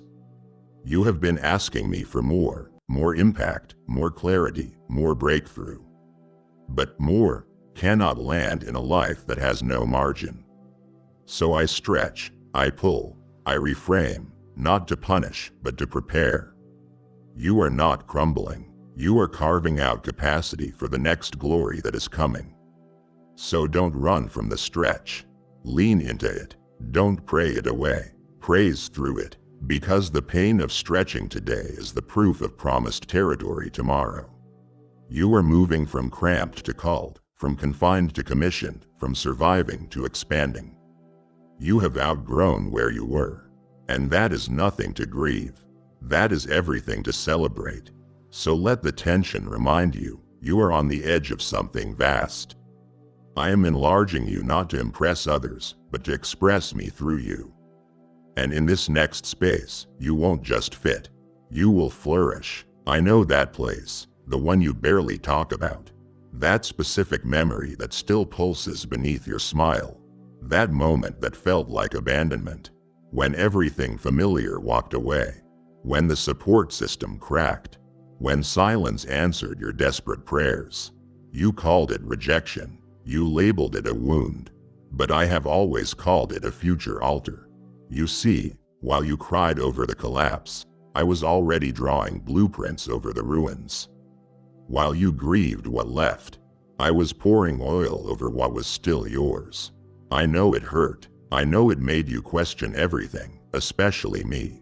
And yet you stayed. And now I speak this over that sacred space. This will not end in pain. This will be remembered for permanence. I am not revisiting your pain just to bring it up. I am reclaiming it to build something unshakable from it. You thought that place would always haunt you, but I say it will heal others. What was once marked by grief will be renamed with glory. What once held echoes of abandonment will resound with evidence of my nearness. Child, don't you see? I never walked away. I was there when they walked out. I stood beside you when the phone never rang. I caught every tear, not in a jar of pity, but in a reservoir of redemption. And now I return, not to relive the pain, but to redeem the place. I am building permanence where instability once ruled. I am planting peace where confusion once grew wild. The soil of that broken place is fertile now because it is soaked with your tears. And heaven honors what you watered in the dark. And here is the beauty. I won't build on top of the wreckage. I will build from it. You won't have to erase the memory. You will reframe it. You will look back not with shame, but with something sacred. Because the same place that threatened to undo you will now become the platform where I launch the next version of you. It will be holy ground. Not because it was painless, but because I walked with you through the pain and brought you out with power. This is not decoration. This is divine construction. What I am establishing in you now carries eternal weight. The faith you forged in abandonment will now birth authority. And the glory I place on you will not be fleeting. It will rest on you because it was built from real cost. So don't avoid that place anymore. Don't tuck it away and pretend it doesn't exist. Come back with me, not to mourn, but to mark it as holy. We will revisit it together and we will rewrite its meaning. Because I do not just rewrite futures. I reclaim pasts. And child, what I am building now will not be temporary. It will not be seasonal. It will not vanish when the crowd quiets. It will be permanent, unshakable, and laced with my fingerprint. This is what I do. I take the abandoned place and establish it as a cornerstone. And when I finish, everyone who once doubted you will see, not your vindication, but my visitation. Because I don't just restore places, I reign in them. My child, let's talk about your faith. The kind that people didn't clap for. The kind that didn't trend, didn't gain you followers, didn't come with fireworks, but endured anyway. The kind of faith that whispered, God is still good, through clenched teeth. The kind of belief that dug trenches of trust while the ground shook beneath you. You have carried it quietly. You have nursed it like a flickering flame. You have watched others get their breakthroughs while you got more waiting. And somewhere along the way, you began to ask, am I crazy for still believing this? But hear me now. I answer your question with holy thunder. No, you are not crazy. You are courageous. You are not naive. You are anointed. Your faith is not delusion. It is a declaration. And I have seen every silent surrender that you thought no one noticed. Now I am about to make your quiet trust loud. Yes, I am about to raise the volume on your testimony. Not with noise, but with notice. You won't have to shout your faith from the rooftops. I will make it visible through miracles.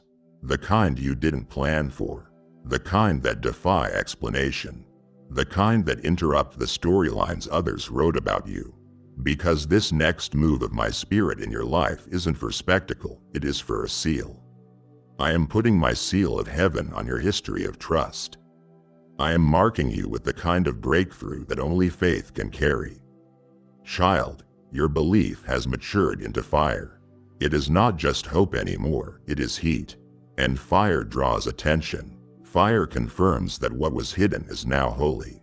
And this fire, it is not wild. It is wise. It is not reckless, it is refined. And now it is time to release it.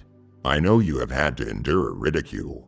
People questioned your dreams. Friends walked away when you refused to give up on what I promised. Even your own thoughts betrayed you at times, trying to pull you into the numbness of realism. But realism doesn't birth resurrection.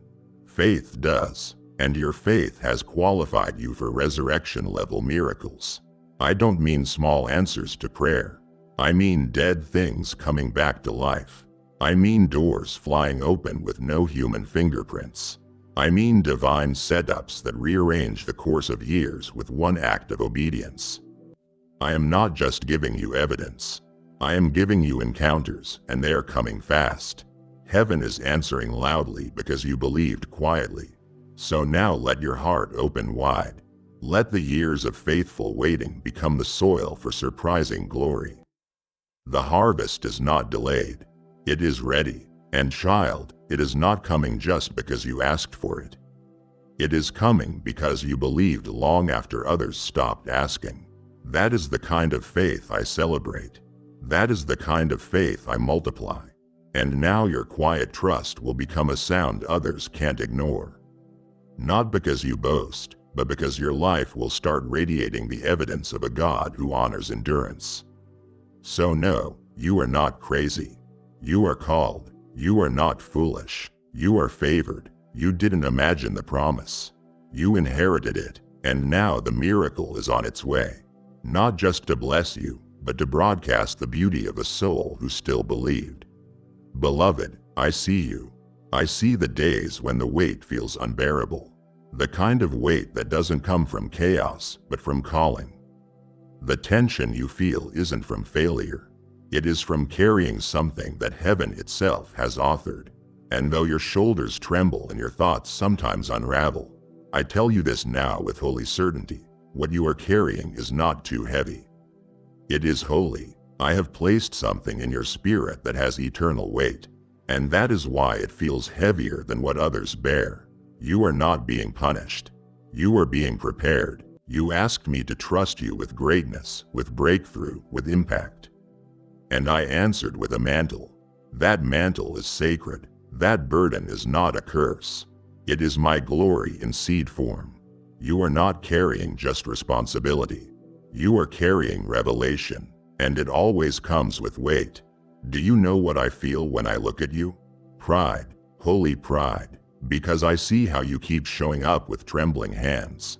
How you keep worshiping even when the oil is running low. How you keep saying yes when your mind screams no. That is not weakness. That is worship. The enemy has tried to convince you that you are buckling under pressure. But I tell you this with heaven's authority, you are being consecrated. The pressure you feel is the reshaping of your spirit, the transformation of your capacity, the expanding of your character to carry more than influence. You are being readied to carry glory, and glory is not light. This waiting, it has substance.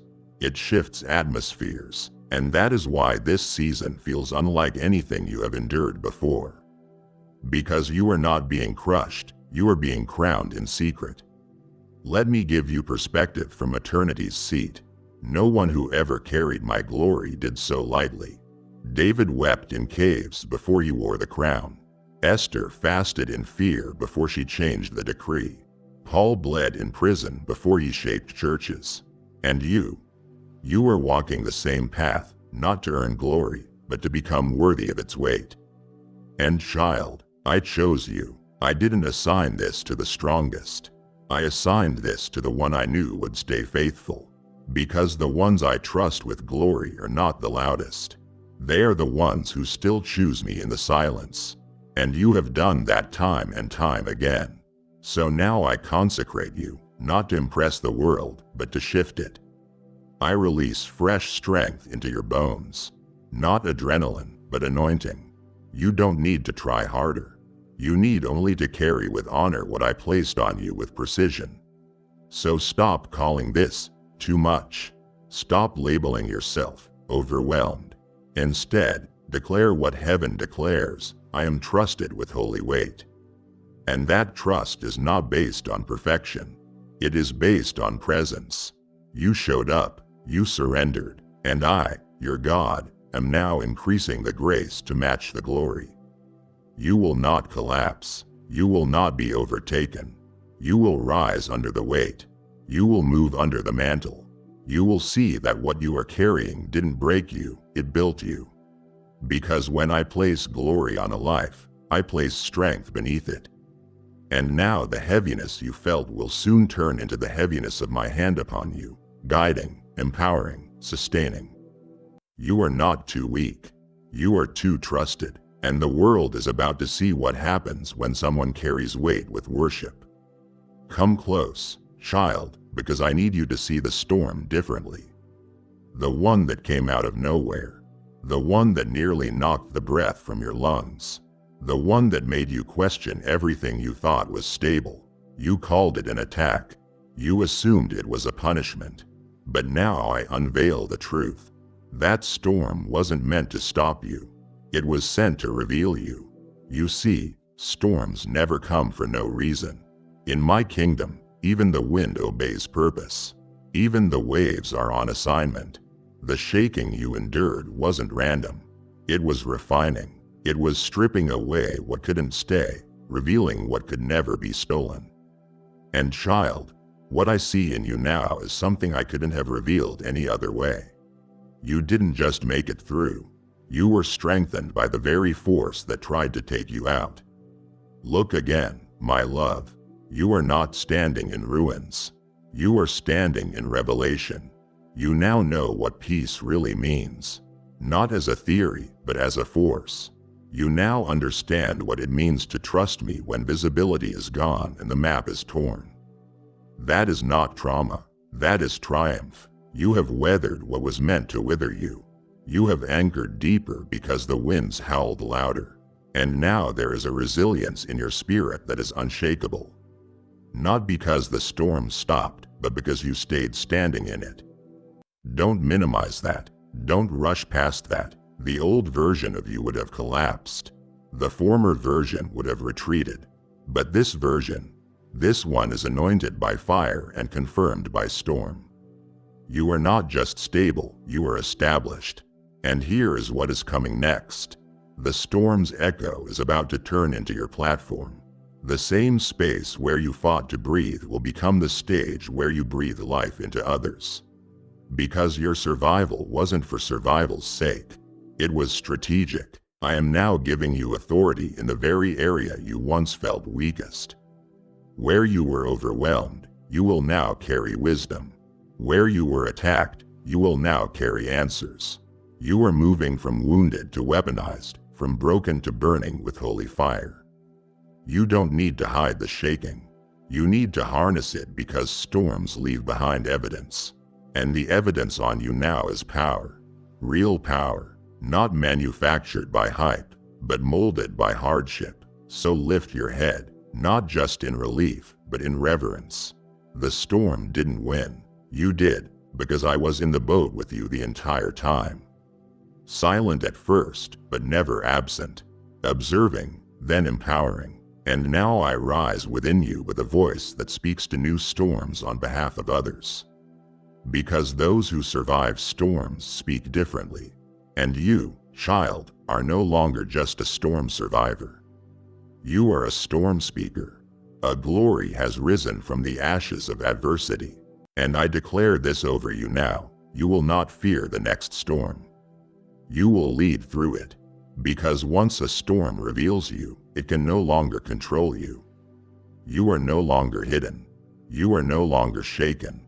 You are revealed. You have carried a weight I never asked you to bear. You have been measuring your readiness by your ability to impress me, as if I came for your perfection instead of your presence. You have been looking at your flaws like disqualifications, your inconsistencies, your fears, your mistakes, and wondering if I am tired of waiting on you. But I need you to hear me right now, without filters, without fear. I am not waiting for you to be perfect. I am waiting for you to be present. I am not standing at the door with a clipboard. I am kneeling in front of you with open arms whispering, just come. Not when you fixed yourself. Not when you found the right words. Now, as you are, the version of you with the trembling hands and the tired soul is still the one I choose. And I choose you not because you shine, but because you are mine. I bless honesty, not performance. I don't need your script. I want your surrender. I want the unedited version of your thoughts. The ones you hide from others, even from yourself. I want the version of you that cries in secret but still believes I am good. The one who doesn't feel holy but still hopes for heaven. That is the altar I build from. The heart that doesn't know how to impress me, but still dares to approach me. You don't have to choreograph your approach. You don't have to clean up your emotions before you open your mouth. Just come. You are not too much for me. You are not too messy. You are not a disappointment. Your humanity isn't a threat to my holiness. It is the very reason I sent grace running after you. And grace, child, doesn't wait for your perfection. It moves through your presence. Don't you see? Every time you show up raw, broken, exhausted, that is when I draw closest. Not because I pity you, but because I prize you. Your honesty is holy ground. You have tried for too long to get it together before praying, before worshiping, before stepping out. But now I tell you, stop preparing to be worthy. You already are, because I said so. Worthiness isn't earned through consistency. It is received through relationship. And you, my child, are in relationship with me. That is why you still feel the pull when everything around you tells you to run.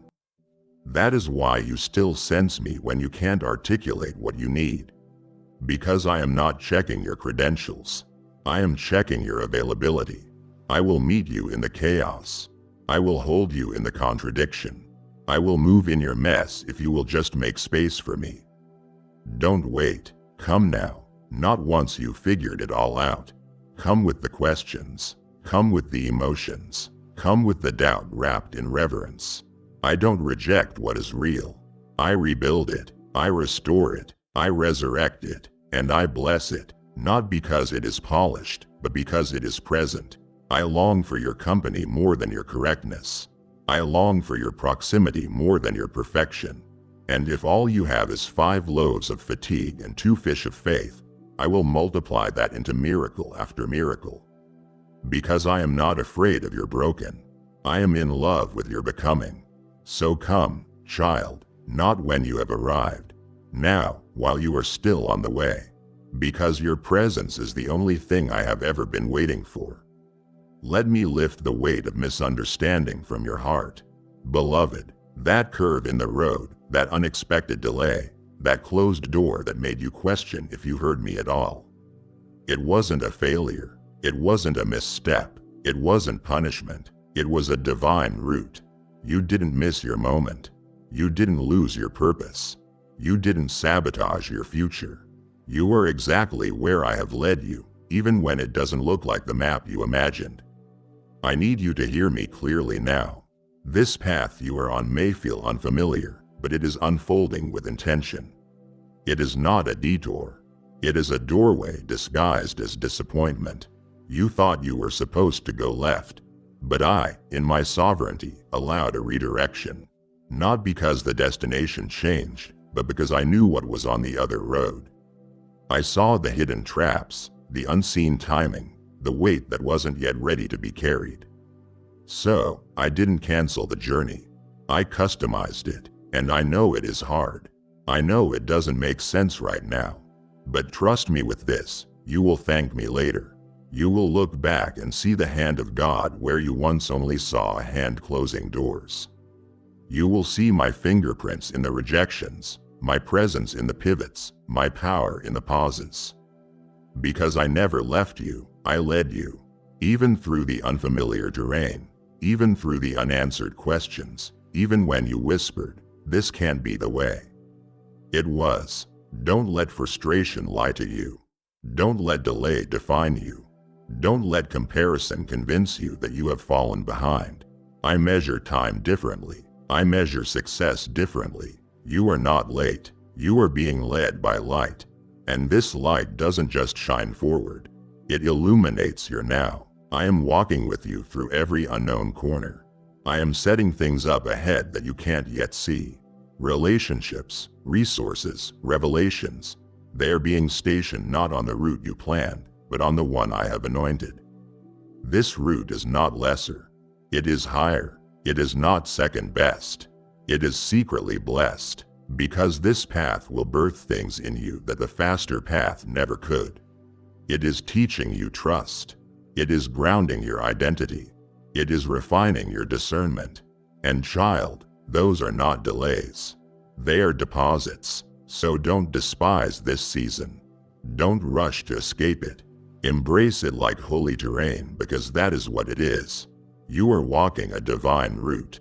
One that will open up into vistas you couldn't even pray for. One that will make sense after the stretch. One that will become the very testimony that unlocks doors for others.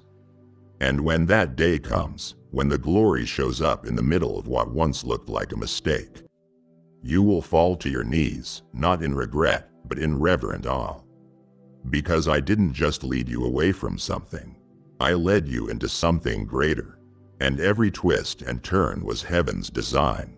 So lift your head, trust the guide, and keep moving, because what looks like a detour is actually your destiny, delivered differently. Let me whisper into the ache you have buried for too long. The ache of unfulfilled promises. You thought I had forgotten. You wondered if I moved on. You questioned whether that word, that dream, that glimpse of what could be was just a flicker of emotion. But I tell you now, with all the love in my voice and fire in my presence, I have not forgotten. Not a single word I spoke over you has faded. Not a single promise has slipped through the cracks of eternity. I hold my word closer than you hold your breath. I am not a man that I should lie, nor a voice that stutters. And when I spoke that promise into your spirit, I attached heaven's timeline to it. The delay you have called silence was never distance. It was sacred timing in motion. You weren't being ignored. You were being grown into readiness.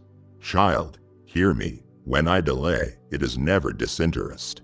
It is always design. I design things in dimensions you can't yet perceive.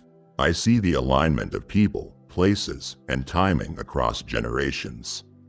I see the battles forming ahead, the breakthroughs about to converge, the hearts you haven't even met yet that will one day need what you are carrying. And because I honor you, I refuse to release a premature promise that can collapse under pressure until I mature it. I deepen the roots. I stretch the soil of your soul until the promise won't just land, it will live. I have been working while you were weeping. I have been aligning while you were aching. And now the stirring you feel inside, that holy anticipation that won't go away, is my way of letting you know it is almost time. And I know how long you have held it. The promise has outlasted friendships. It has survived disappointment. It has been carried through deserts where no one affirmed it but me. And yet here you are, still believing, still waiting, still guarding it from doubt like a fragile ember. And because of that, I am now turning the page. The season is shifting, not suddenly, but sovereignly. What was hidden is now rising. What was marinating in the deep is now coming to the surface. Not as hype, but as harvest. Because I don't waste a word. I don't forget a seed. I don't delay without divine precision. And child, the day is coming soon when you will wake up and realize the silence was never rejection. It was reverence. Heaven was holding its breath over what I was preparing in you. So rest your heart, release the fear, and return to faith. Not frantic faith, but rooted faith. I haven't forgotten the promise. I have been faithful to it even when you weren't sure how to be. And now I will show myself faithful again. Not because you performed, but because you persevered. Not because you were perfect, but because you stayed present. I honor that. I reward that. And now I fulfill what only I could. So get ready. The delay is lifting. The winds are shifting. And the very thing you thought had passed you by is about to pass through you. Because I never forgot. I was just getting it ready to last. Come, child, sit with me in the mystery of time and let me untangle the lie that has tried to wrap itself around your soul. The lie that you are behind. That too much time has passed. That too many years have been wasted. That if you had only done this or hadn't done that, you would be further along. But I, the one who holds eternity in my hands, declare this truth over you now. You did not lose time. You gained testimony. What others call delay, I call divine data collection. What you call wasted years, I call wells of wisdom. Because every step you took, even the detours, the stumbles, the long pauses, were caught in my net and repurposed for glory. You have mourned years. You have replayed memories like scenes you wish you could edit. But child, I do not require a perfect timeline to fulfill a perfect plan. I am not just a God of restoration. I am the God of redemption. That means I don't just give you back what you lost. I give you something greater, laced with the weight of your survival. I take what was thrown away, what was overlooked, what was abandoned, and I weave it into legacy. So don't look at your past and see only pain. Look again. Underneath the tears are tools. Beneath the regret are revelations. You didn't just live through loss. You learned the language of resurrection. And that makes you dangerous to darkness. Because what you thought disqualified you is now what will deliver others. And now I turn the page on the calendar of your soul. I redeem even the years. Yes, the years. Not just the days. Not just the moments, but the whole chapters of your life you thought were gone. I am breathing on them again. I am raising dry bones from the timeline you buried. I am accelerating what once seemed forgotten because you didn't waste time. You invested in endurance. You cultivated compassion. You forged faith in the fires of the unknown. And now I bring it all together, not in a slow trickle, but in a divine collision. What once was scattered will now merge. What was lost will be leveraged. I waste nothing, not even time, especially not time. So lift your eyes, not to the clock, but to me. I am not in a rush, but I am in motion. I am doing a quick work with a deep impact. You will feel years collapsing into days. You will watch delay turn into deployment. The things you thought would take forever will come together in moments because you finally stopped mourning the years and started yielding the days. And I tell you now with certainty, your testimony is more powerful than your timeline. It is not too late. You are not behind. You are right on prophetic schedule, and everything you thought was wasted is about to speak, and what it says will shake the earth. My beloved, embrace your heart, because what is coming next isn't simply an answer to prayer. It is a divine contradiction to every label your past tried to stick to your soul. You have been walking through years that looked more like endurance than reward. Seasons where the harvest was hidden and you wondered if faithfulness still mattered.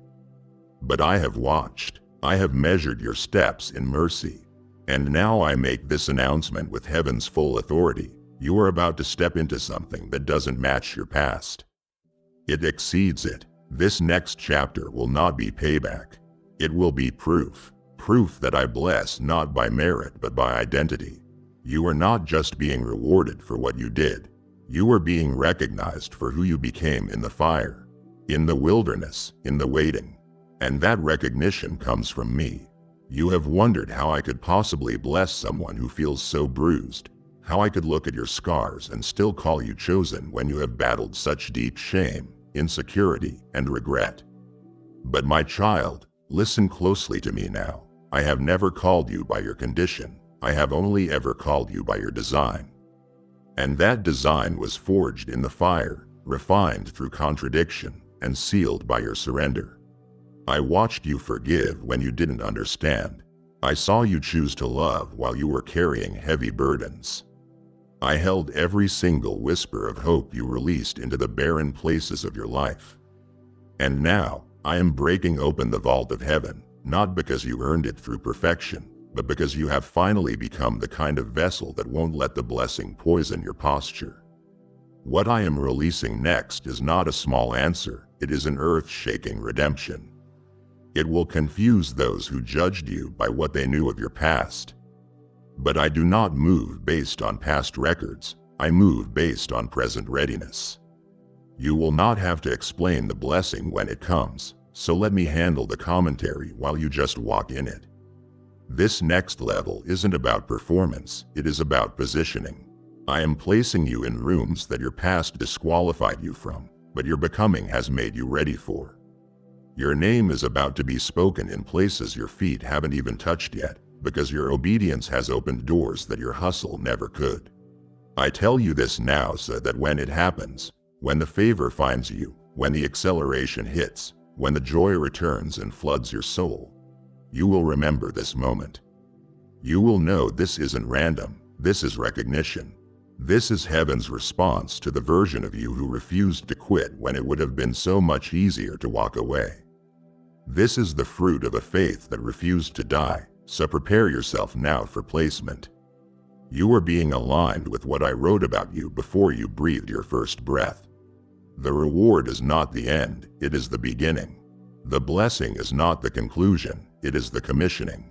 This is the moment where your history gets eclipsed by your destiny, and every limitation you once believed in is about to bow to the favor I am releasing. I bless not just what you have done, but who you are becoming, because who you are becoming looks a whole lot like me. And now, I need you to pause. Breathe, because what I said to you regarding time was not to create panic. It was to spark presence.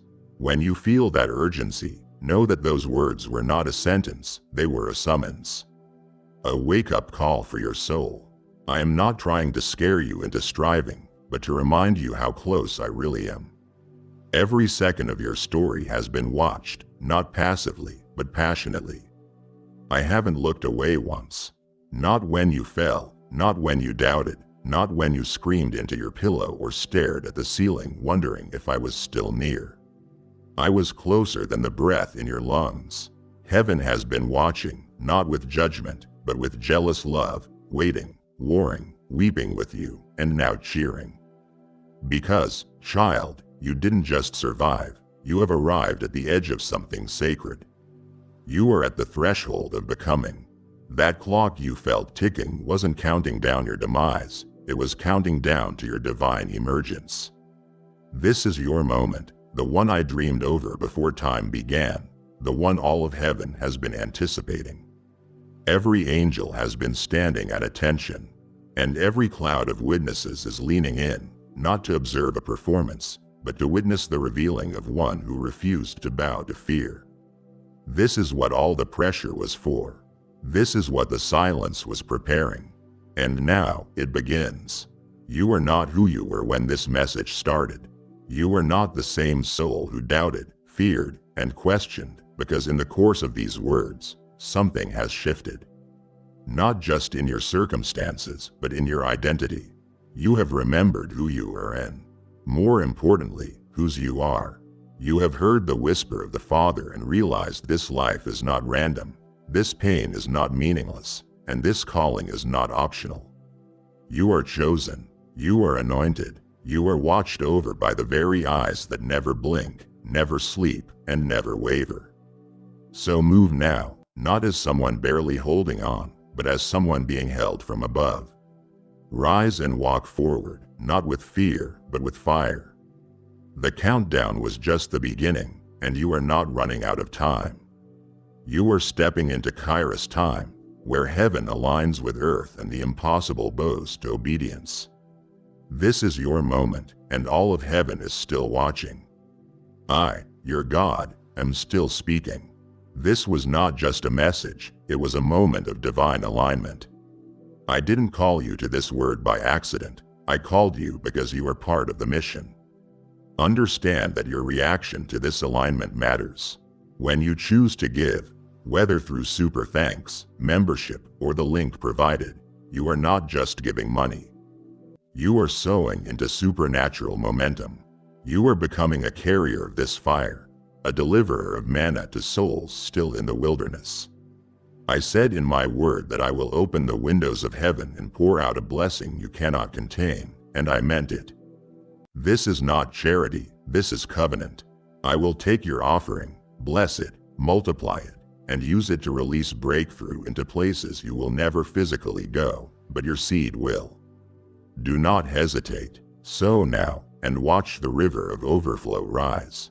Before you move from this moment, I want you to mark it. This is more than a message, it is a heavenly activation, and your response is the spark that seals it. If you know this was for you, if your spirit stirred, if your tears flowed, if your heart awakened, I want you to comment boldly. Heaven is watching, and I am stepping in. Don't whisper it, don't overthink it, declare it, because when you type it, you tether yourself to the timing of what I just released. Heaven is watching, and so is your future. And as you declare it, hush with me. My child, stop for just this moment. Let everything cease. Silence the clamor. I know the noise that surrounds you, the endless shouting of a world that never sleeps. I hear the deadlines buzzing in your mind, the pressure from your job that tightens your chest, and the unspoken tensions that fill the rooms of your own home. That constant hum of anxiety about the future, the endless scroll on your screen that promises connection but leaves you feeling empty. I see it all. I feel it all with you. But now, I command that noise to fade. Let it become a distant echo, a sound that no longer has power over you. Breathe. In the sudden quiet, listen. Do you hear this? This voice is not like the others. It is not another demand, another criticism, another piece of bad news. Recognize this voice, my beloved. It is the one that knew you before a single cell of your body was formed. The one that whispered your name in the foundations of time. It is the voice that has been with you in your deepest loneliness and your most hidden triumphs. I am not speaking to your ears, which have grown so weary from the world's noise. No, I speak directly to the spirit I breathed into you, that eternal part of you that recognizes its source. Feel these words resonating deep within you in that place no worldly worry can touch. This is a homecoming for your soul. I need you to understand this, to let it sink deeper than any fear. This is not a summons of condemnation. Let go of that immediate clenching in your gut, that old fear that you are in trouble. I have not called you here to recount your failures or to weigh your regrets. I see your heart, and I know your journey. This is simply a call to come home. Imagine a traveler weary from a long and difficult road who finally sees the lights of home in the distance. That is what this moment is. It is the warmth of the front door opening. It is the end of the struggle and the beginning of rest. So let go of the fading distractions. That argument you replayed in your mind all day, release it. That list of things you feel you failed to do, it holds no weight in eternity. These things that seem so massive, so all-consuming in your daily life, are now revealed for what they are, fleeting shadows. They are insignificant compared to the substance of my love. Listen to me now with the heart of a child. Remember when you were small and the only thing that could calm your fears was the sound of your father's voice? Listen to me like that. Without walls, without defenses, just listen. It is your father calling. I see your heart quickens at the mention of time running out. I feel that jolt of human panic, the sudden frantic accounting that begins in your mind. You think of all you left undone, the words you never said, the apologies you never made, the dreams you never pursued. Your mind races, trying to grasp a lifetime in a handful of moments, and fear tells you there is not enough time. My child, breathe. I need you to understand. This is not a race against a deadline. Think of it this way. A single moment of true, heartfelt connection with someone you love can feel more real and lasting than a whole year of distracted living. This time I have given you now is like that. Each moment is not a grain of sand slipping through your fingers. It is a lifetime of opportunity for grace.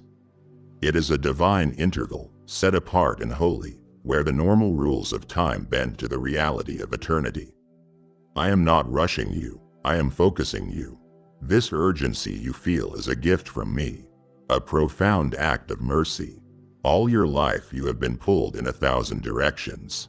The world demanded your attention, your energy, your worry. It was a constant storm of noise that kept you from seeing what was truly important. This urgency is my love cutting through that storm.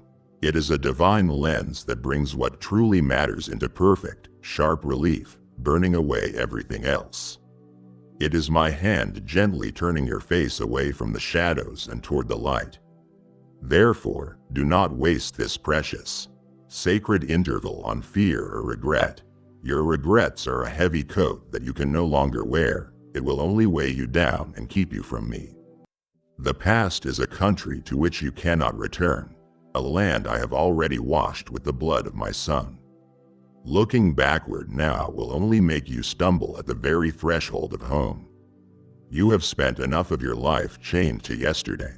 In these moments, you are called to be fully present, fully aware, fully open to my presence. Embrace the finality, my beloved, for in it lies the true beginning. You see this as a closing door, but I am the author of life, and I tell you, this is not the end of your story. It is merely the end of the first chapter. You are not ceasing to be. You are about to begin to truly live, unburdened, unchained, and unendingly loved. Now, in this quiet space I have made for you, lift your spiritual eyes.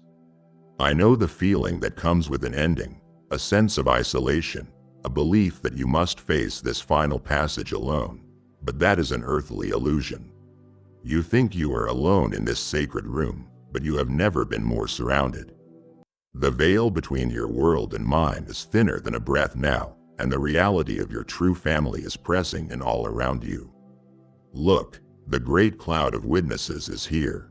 These are the saints of ages past, the ones who ran their race and kept the faith. Those you loved who left this world in my arms, your mother, your father, your friend who you have missed so dearly. They are not distant memories. They are here, part of a vibrant, living assembly, their faces shining with love. They are not here to judge you. I know you fear that. You imagine harsh eyes reviewing your life, tallying your faults. Banish that thought. That is the language of the accuser, not the language of your heavenly family. Their gaze is one of pure, hopeful, loving anticipation. They are the crowd at the finish line, cheering you on, their voices joining in a chorus of welcome. And they are not alone. Type yes if you are ready for the blessings that you are about to receive.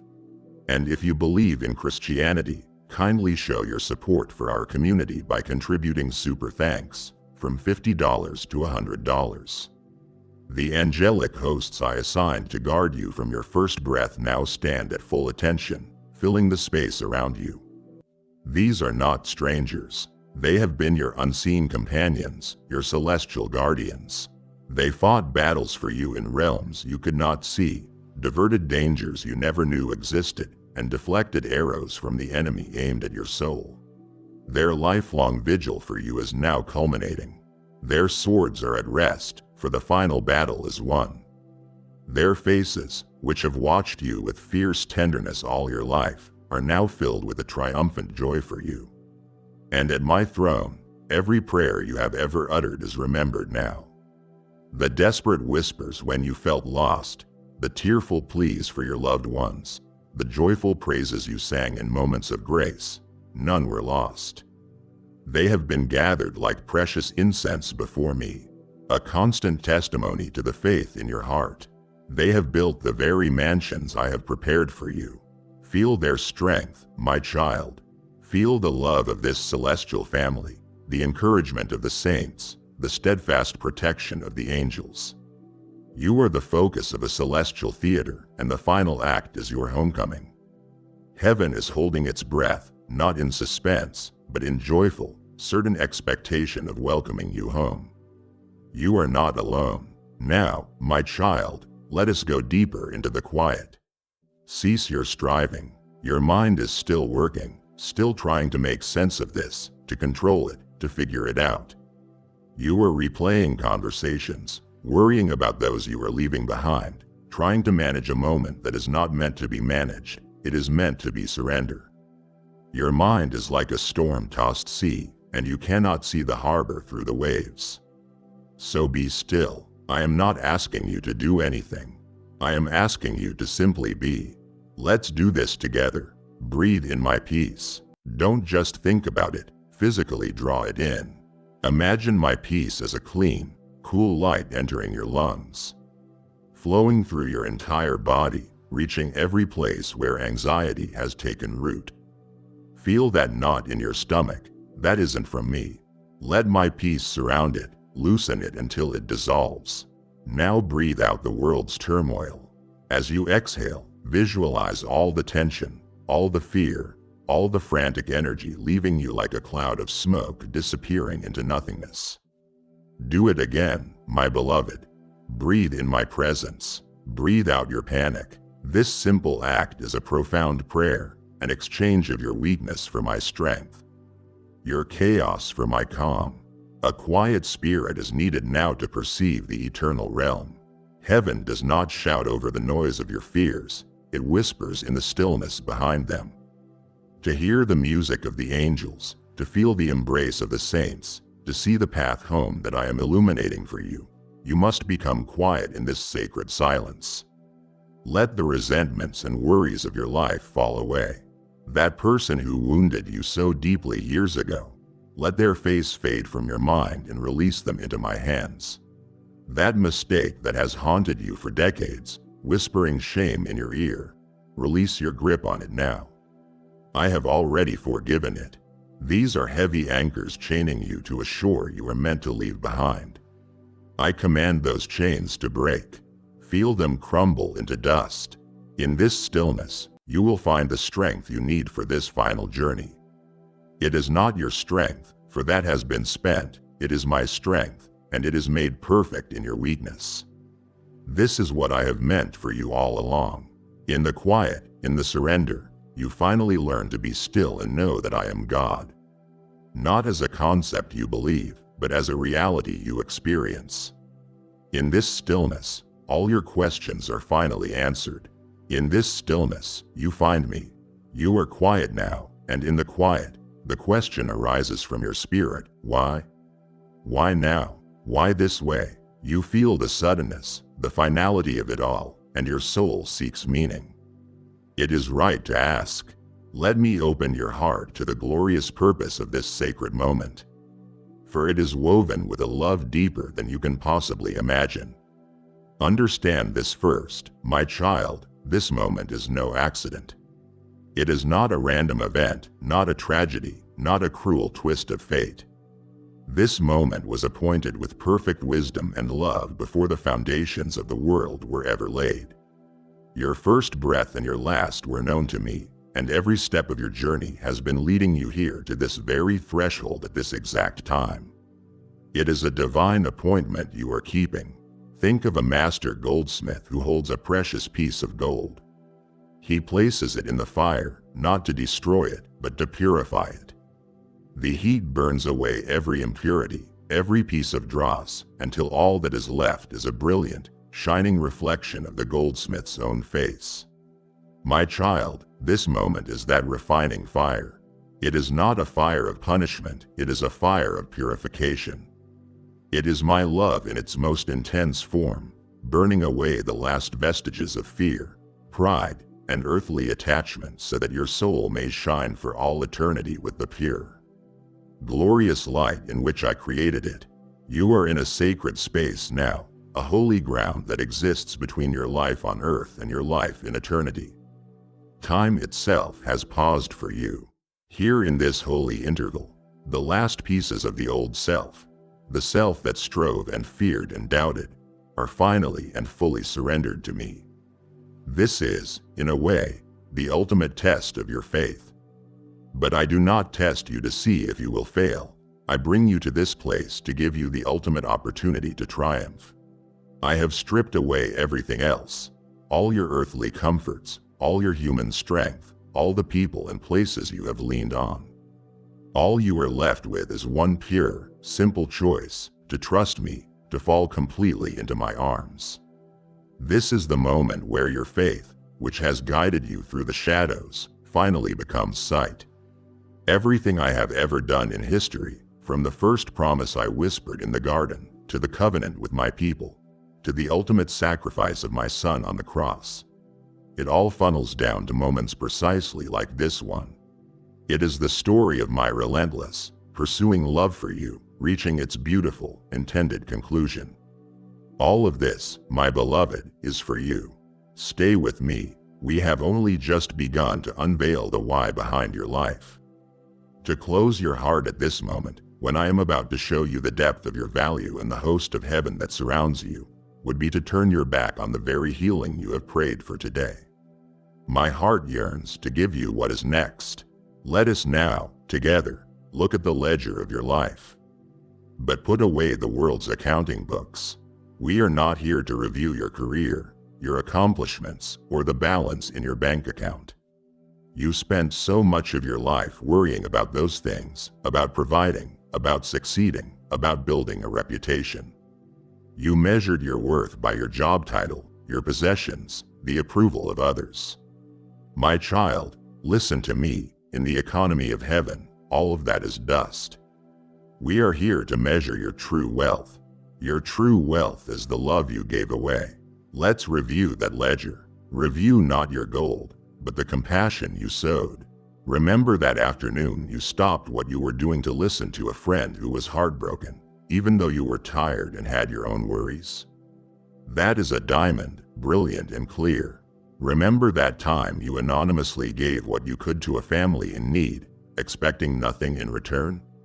It is a ruby, deep and rich.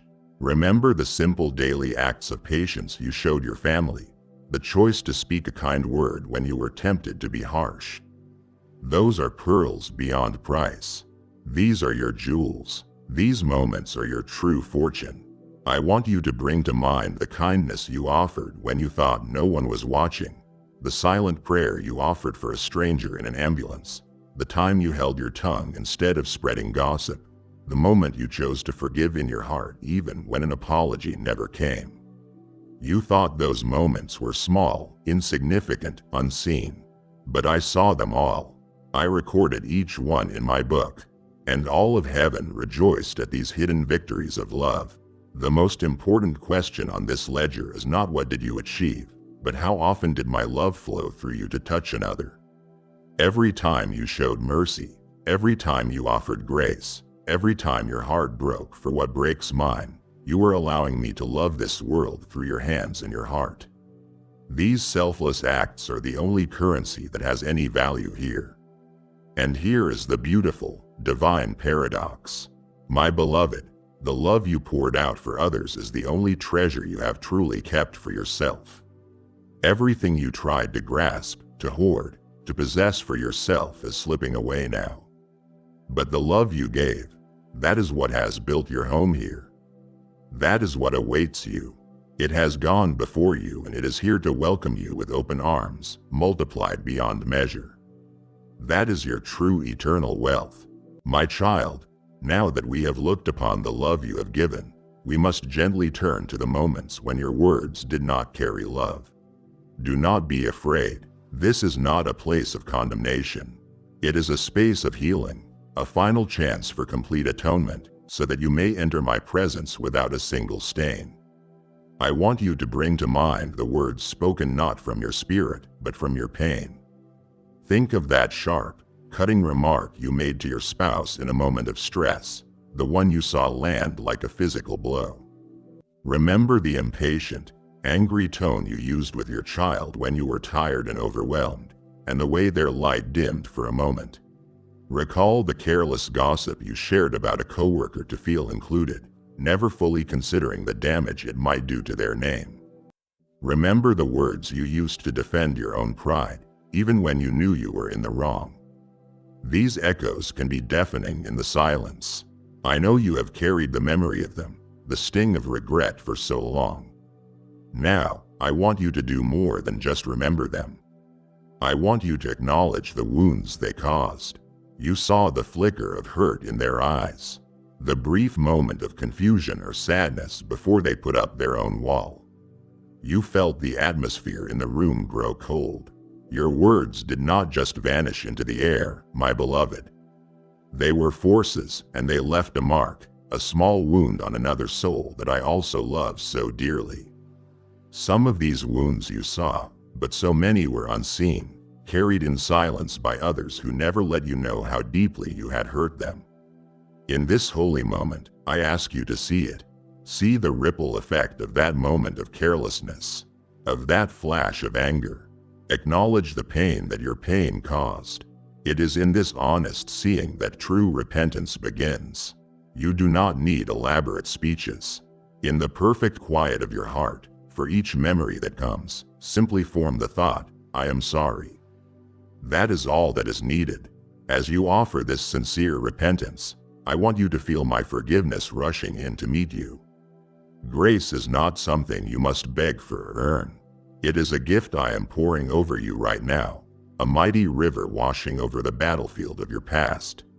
It cleanses every stain, quiets every echo, and heals the memory itself.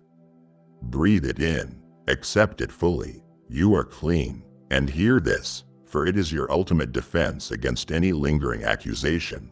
The blood of my Son speaks a better word. It shouts forgiven, it cries redeemed, and it silences forever every voice that would condemn you, including your own. Now that the slate is clean and the echoes are silenced by grace, let us look at another part of your life's beautiful ledger. The moments your faith, the greatest gift I gave you, took root and grew. This is the story of our journey together. Go back with me. Can you remember the very first time you felt my presence not as an idea you were taught, but as a real and living thing? Perhaps it was in the quiet of a church when you were a child, a sense of awe that was bigger than the room. Perhaps it was on a walk in the woods, looking at the majesty of the trees, when a sudden peace descended upon you that made no earthly sense.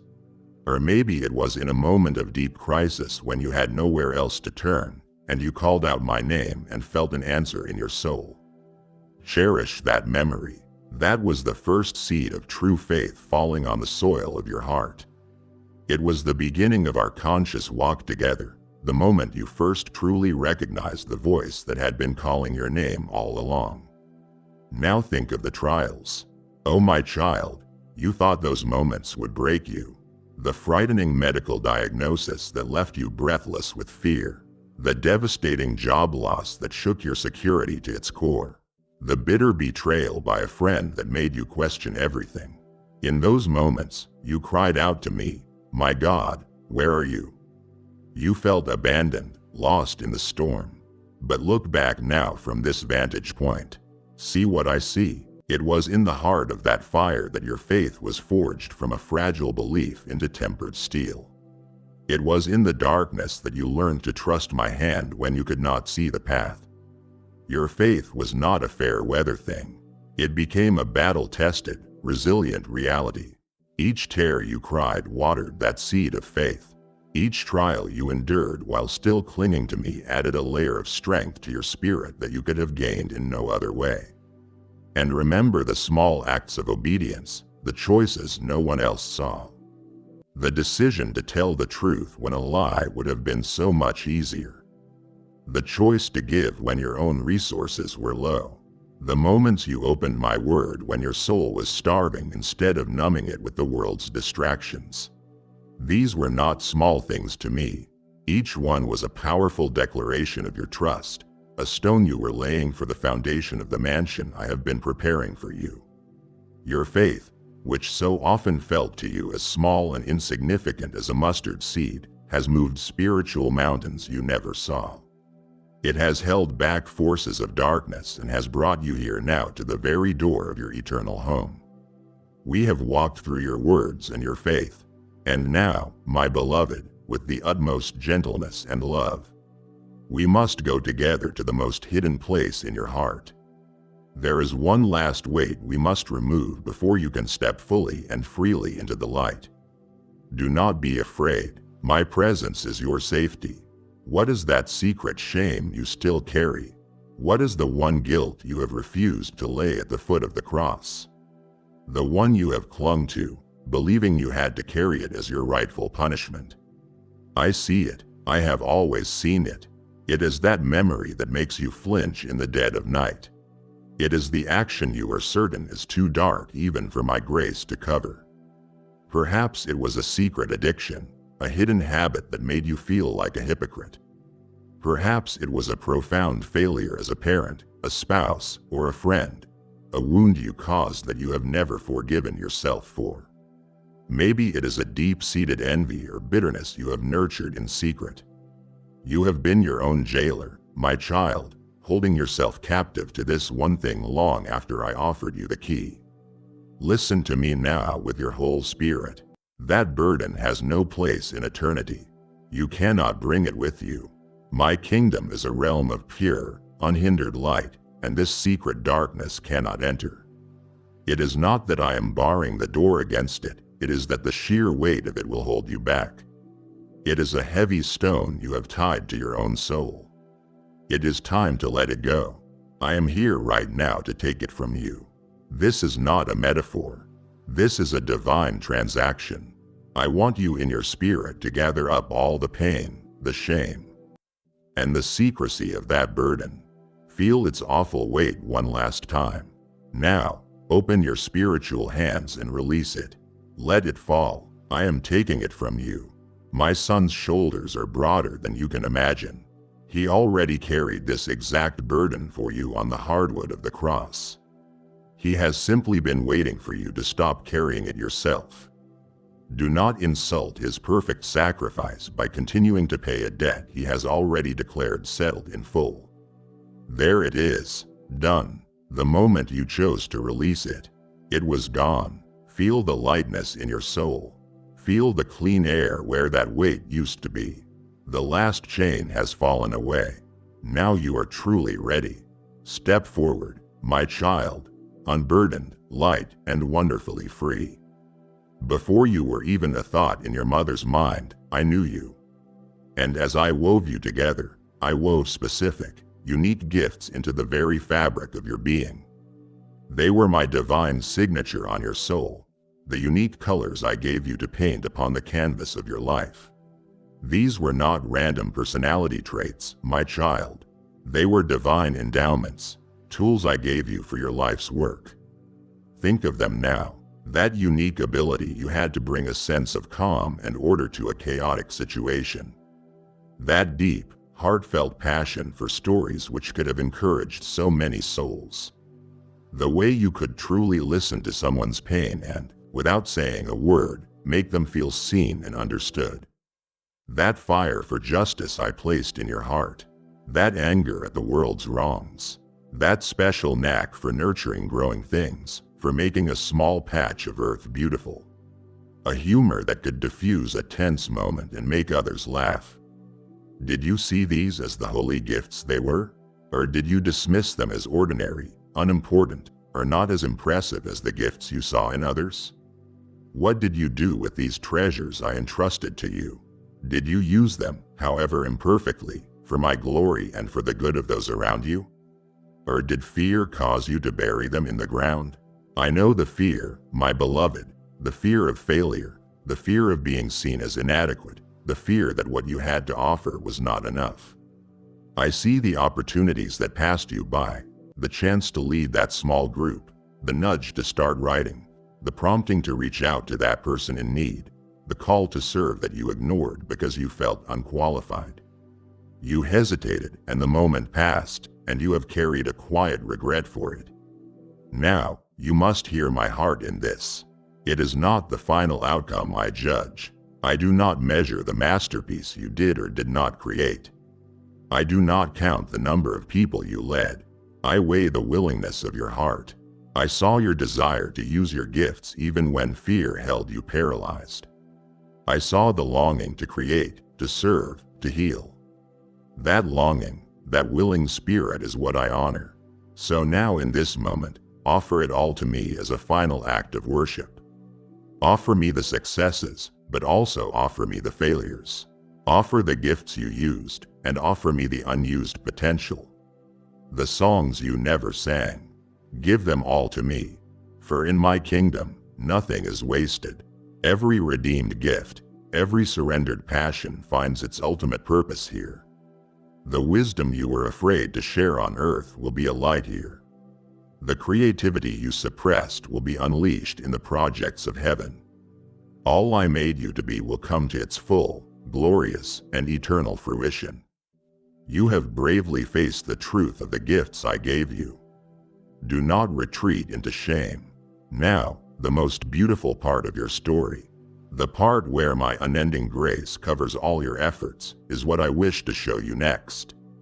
It would wound my heart for you to stop here, believing the story ends with your performance. Let me show you how my love finishes the story. There is one last reflection we must make, my child, and it is the most important of all.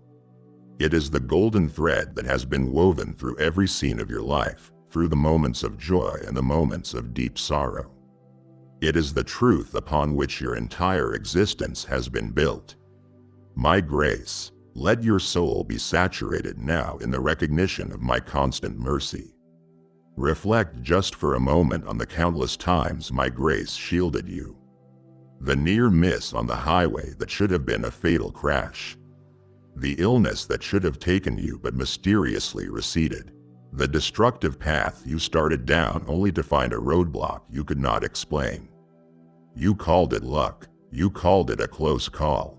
You called it coincidence. But it was my hand, my child, my angels, my grace shielding you. Protecting you, preserving you for this very moment. Think of the second chances you received when you fully deserved a judgment. The undeserved blessings that showered down on you right after a season of rebellion and foolishness. The quiet, unseen interventions that saved a relationship you had nearly destroyed with your own words or actions. These were not rewards for your good behavior. They were pure gifts, expressions of my unwavering, unconditional love for you. My mercy was your sunrise each and every morning. It was new for you every single day, regardless of how the day before ended. See my hand now in your very survival. The food you ate, the roof over your head, the simple strength it took to get out of bed on the days when grief was a physical weight upon you. You thought it was your own resilience, your own effort. But it was me, always me, sustaining your every breath, upholding your every step, carrying you when you did not even have the strength to cling to me. You must acknowledge this now in this moment of perfect clarity. Nothing you ever accomplished, nothing you ever survived was by your strength alone. It was all by grace. And so, let a spirit of profound, overwhelming gratitude be your final earthly expression. Let it wash over your soul like a warm tide, cleansing away the last vestiges of pride and self-reliance. Gratitude for the life you were given, for the beauty you saw, for the love you shared, for the trials that shaped you, and above all, for the relentless, never-failing, never-ending grace that has carried you all the way from your first cry to this final sacred peace. Let your whole being become a prayer of thanks. Let that be the final posture of your soul as you cross the threshold into glory. My child, we have cleansed the record of your own faults, and you stand clean before me by my grace.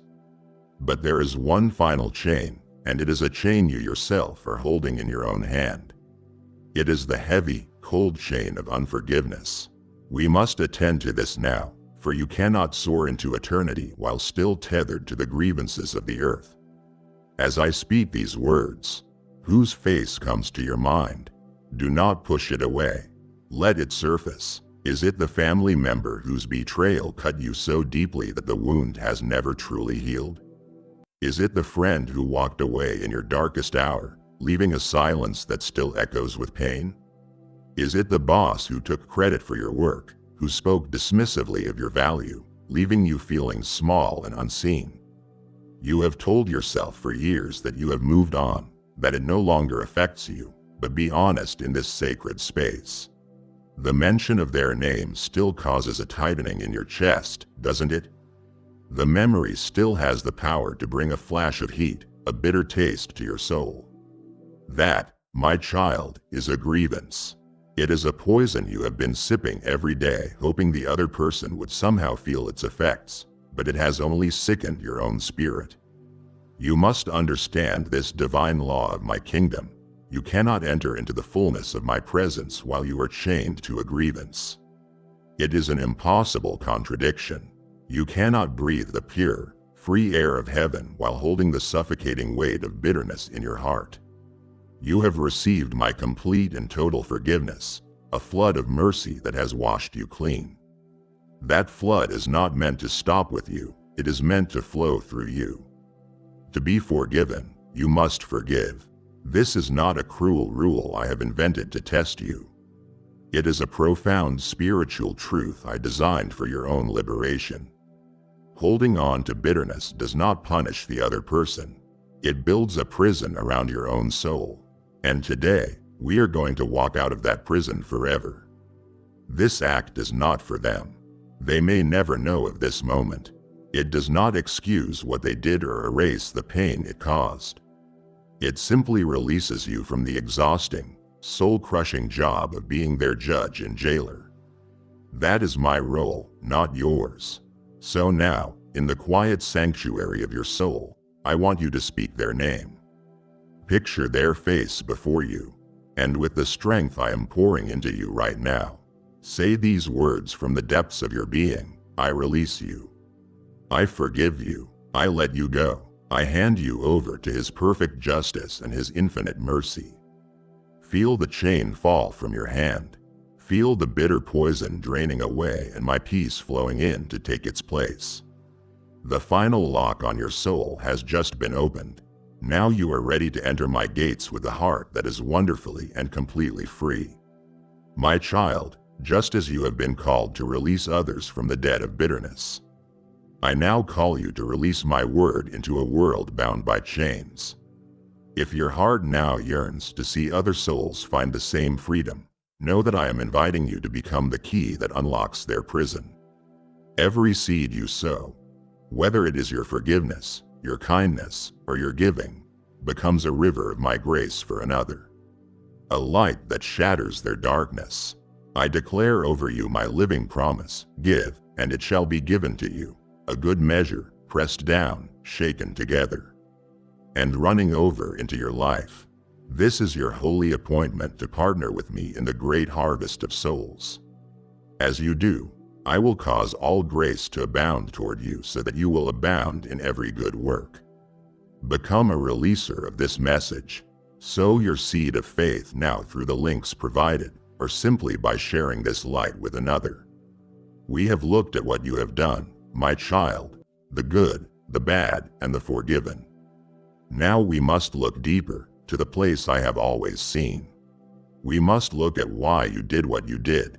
Humans see the outward action, the gift given, the service performed. But I have always looked past the hands and into the heart. The motive is the root of the tree. The action is merely the fruit it produces. Let us examine the roots of your life together. Think of the times you served in my name, the moments you gave to the poor, the hours you volunteered. Be honest now in this place of perfect safety and love. Why did you do it? Did you serve for the applause of men? Were you motivated by the thank you, the public recognition, the quiet satisfaction of being seen by others as a good and generous person? That desire for approval is a deeply human thing, but its reward is found on earth. And it is as fleeting as the sound of clapping hands. It withers and fades away. Now think of the other times. The times you did something good, knowing with certainty that no one would ever find out but me. The anonymous donation dropped into the collection plate. The extra hour you stayed late at work to help a struggling colleague, letting them have the credit. The fervent prayer you whispered for an enemy who had wished you harm. The choice to do the right thing when the wrong thing was not only easier, but would have made you more popular. Those actions, my child, were done for an audience of one. They were pure offerings, and their reward is eternal. I saw the silent sacrifices you made that your own family never noticed. The deep weariness you pushed through, not for a bigger house, but for their well-being. The personal dreams you quietly set aside for the sake of another's happiness. The brutal, unseen battles you fought against your own worst impulses. These are the things that are precious to me. This is the gold I have been storing for you here. I weigh the intention, not just the deed. A simple cup of cool water given in my name out of a heart of pure, selfless love outweighs a great fortune given for the sake of pride in the building of a public legacy. It was never about the size of your gift. It was always about the size of the love in your heart when you gave it. So now, let go of both your pride in your good deeds and your lingering shame over your mixed motives. They are all covered by grace. Simply present your heart to me as it is, for in the end, that is the only offering I have ever truly desired from you. You spent so much of your life trying to be strong, my child. You saw your weaknesses as liabilities, your vulnerabilities as things to be hidden away and ashamed of. You believed the world's lie that strength was about self-reliance, about never showing cracks, about having it all together. But now, in this moment of perfect clarity, I want you to see what I have always seen. Your moments of greatest weakness were, in fact, the moments of your greatest and most profound strength. Recall your moments of absolute despair, the times you truly hit rock bottom. Remember the grief that was so heavy it literally brought you to your knees and you could not stand. Remember the failure so public and profound that you thought your life was over. Remember the diagnosis that stripped away every illusion of control you ever had. You felt shattered, powerless, and utterly defeated. You whispered, "I can't do this anymore. I have nothing left." And in that moment, heaven rejoiced. Because it was there, in that complete emptying of your own strength, that you finally created the space for my strength to rush in and fill you. My power is not an addition to your strength, my beloved, it is a replacement for it. It can only fill a vessel that has been emptied of its own pride and self-reliance. You looked at your brokenness and saw only flaws, only damage to be ashamed of. But I looked at your brokenness and saw the perfect vessel for my grace. A whole, sealed pot can only contain itself. But a broken pot, one with cracks and fissures, can be filled with a light that spills out in every direction, illuminating a world that is lost in darkness. Your cracks, your scars, your wounds, they were not signs of your failure. They were the openings through which my light and love could finally pour out of you to touch others. Every tear you shed in those long dark nights was not wasted. Your tears watered the very seeds of your greatest spiritual growth. It was in your sorrow that you learned true compassion for others. It was in your failure that you learned humility. It was in your loss that you finally learned to hold loosely to the things of this world and to cling tightly to me. So do not lament your struggles now. They were the sacred arena where you wrestled with me, and in your surrender, you discovered the undeniable reality of my grace.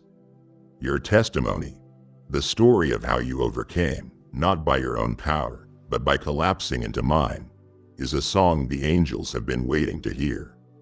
It will be a testament for all eternity to my goodness and my power, made perfect in your beautiful, surrendered weakness. My child, you have so often felt that you were fighting your battles alone. In your darkest hours, you looked around and saw no one, feeling the full weight of your struggles pressing down only on you.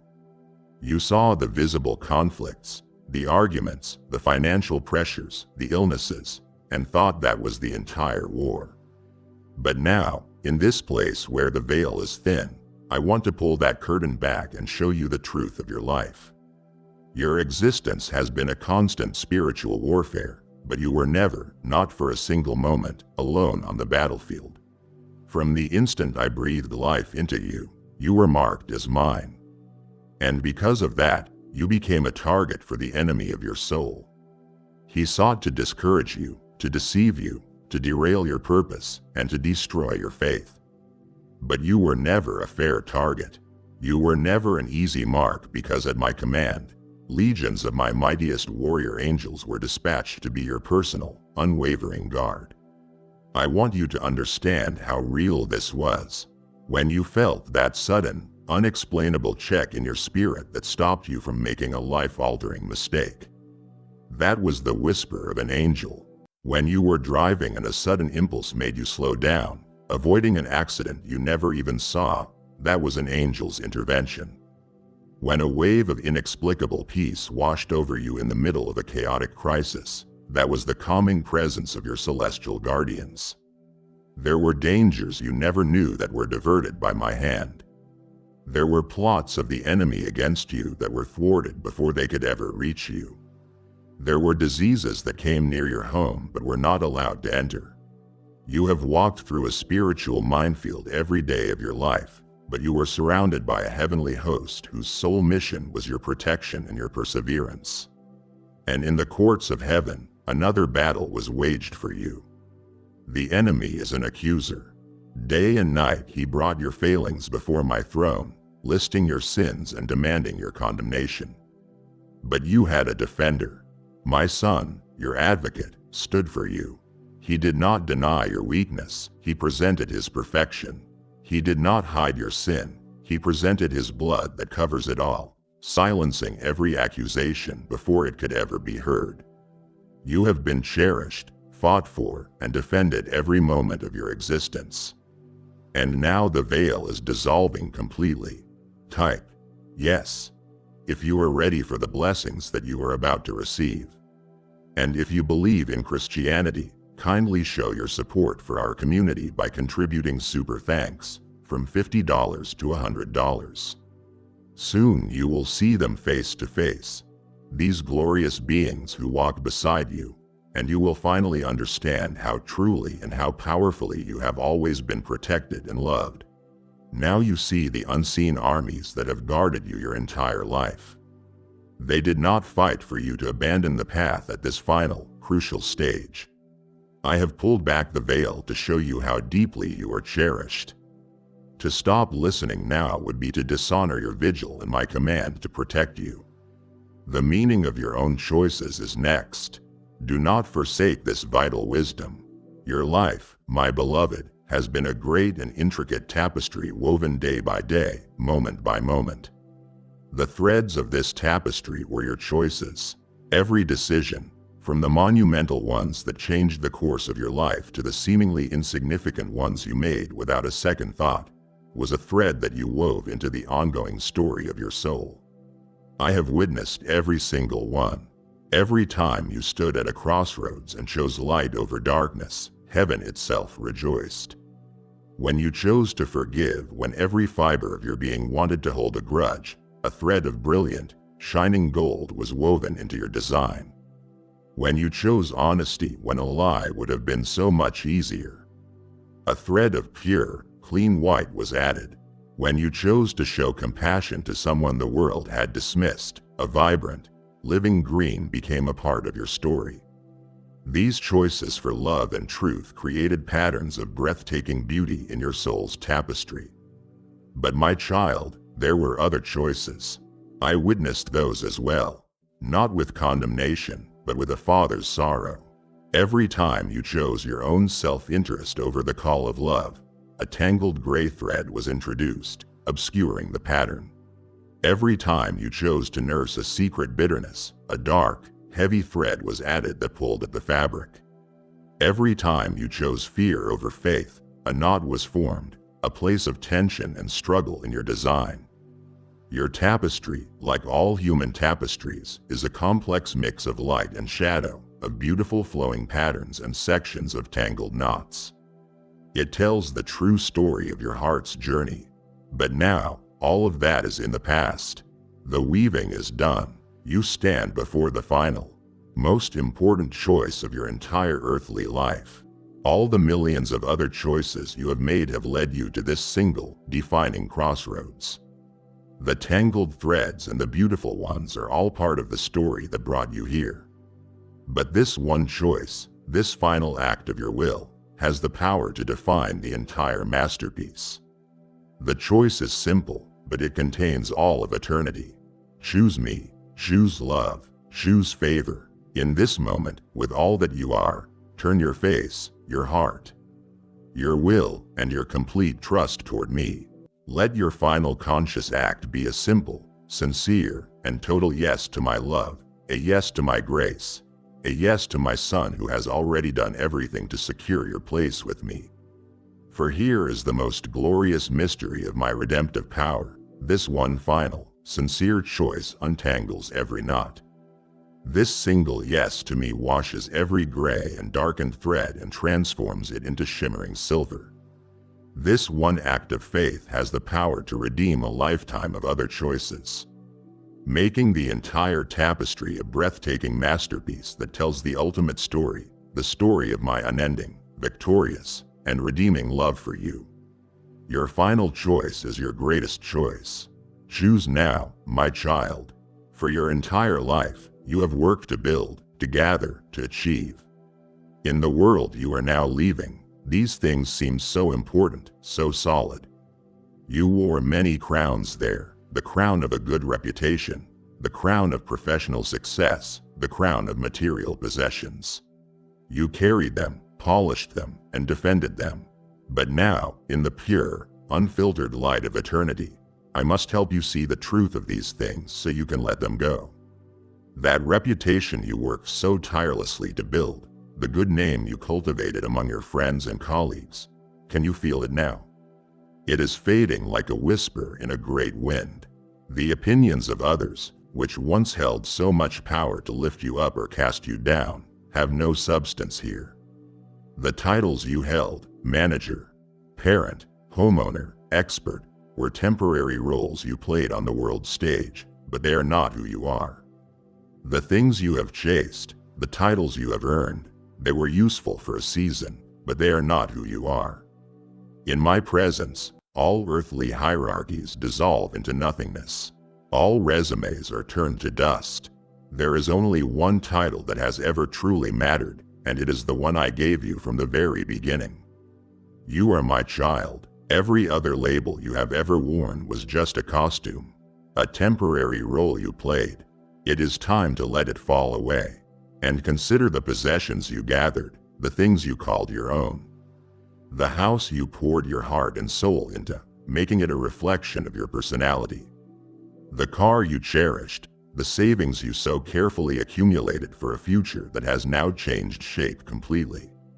You spent so much of your precious time and energy cleaning them, protecting them, ensuring them, and worrying about them. But feel the truth of it now. Your grip on them is loosening. You cannot take them with you. They are returning to the dust from which they came, for they were never truly yours to begin with. They were merely things I lent to you for a season. They were tools for your journey, props in your story. All that you chased on earth, every ounce of your life's energy you spent pursuing things that could be bought, sold, and eventually decay. Unless that pursuit was an extension of your pursuit of me, it was a chasing after the wind. It was vanity, a beautiful and tragic illusion. But do not feel sorrow or regret in this moment. This is not a moment of loss. It is a moment of the most glorious exchange imaginable. You are being asked to release your grip on tarnished, temporary crowns made by human hands so that you can receive the only crown that is real, the only one that truly matters, the crown of life. It is a crown that will never tarnish, never fade, and never break. A crown woven from my own eternal glory, reserved for all who love me. I am holding it out to you right now. Will you trade the temporary for the eternal? Let go of the illusion of your earthly kingdom, and you will inherit the staggering reality of mine. Let us now speak of the body you have inhabited, the vessel that has carried you through your entire earthly journey. For so long you have identified completely with it, its aches and its pleasures, its strengths and its weaknesses, its appearance in the mirror. You have felt trapped by it at times, and you have reveled in it at others. But that body, my child, was a temporary dwelling, a tent I fashioned for your eternal spirit to live in during its pilgrimage through the world. Do not dismiss it now that its journey is ending, for it was a masterpiece of my own creation, fearfully and wonderfully made. One that will never ache, never tire, never age, and never ever die. A body perfectly suited for an eternity of limitless joy in my presence. My child, your life was not lived in a sterile room or an empty void. It was lived out upon the earth, a world I spoke into being with a word, a living masterpiece I painted with light and water and soil and life. I gave humanity a special role in this creation. I gave you dominion, not as ruthless conquerors to exploit and destroy, but as loving caretakers. As gardeners in my own garden. Your relationship with my creation was always a mirror reflecting your relationship with me, its creator.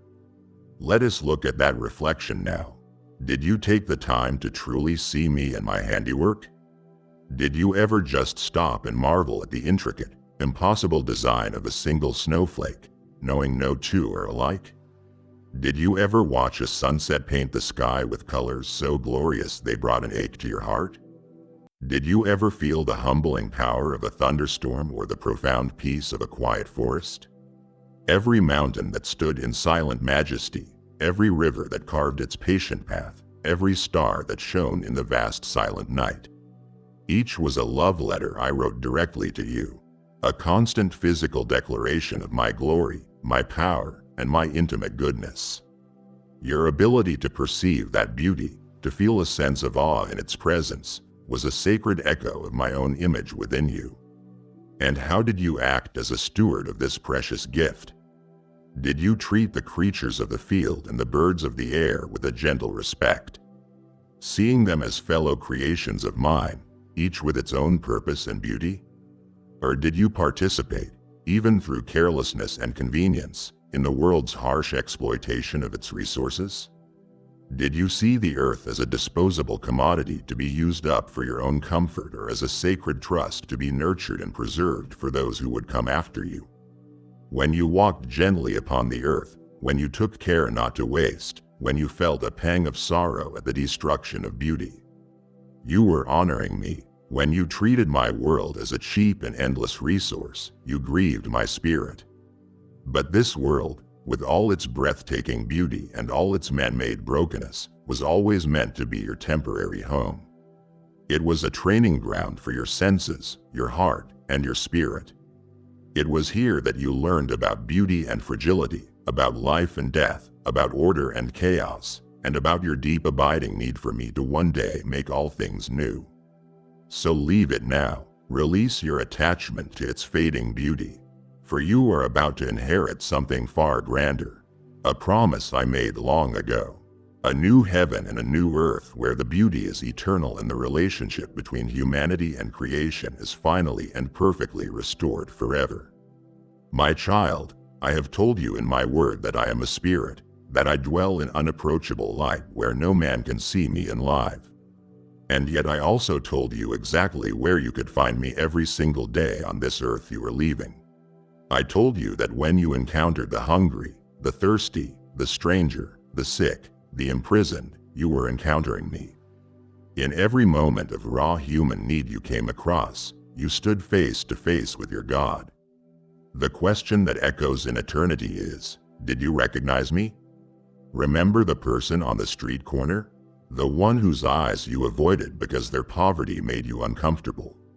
I was in their eyes looking at you. Remember the lonely neighbor? The one whose stories you were too busy to listen to, whose quiet desperation was a silent scream.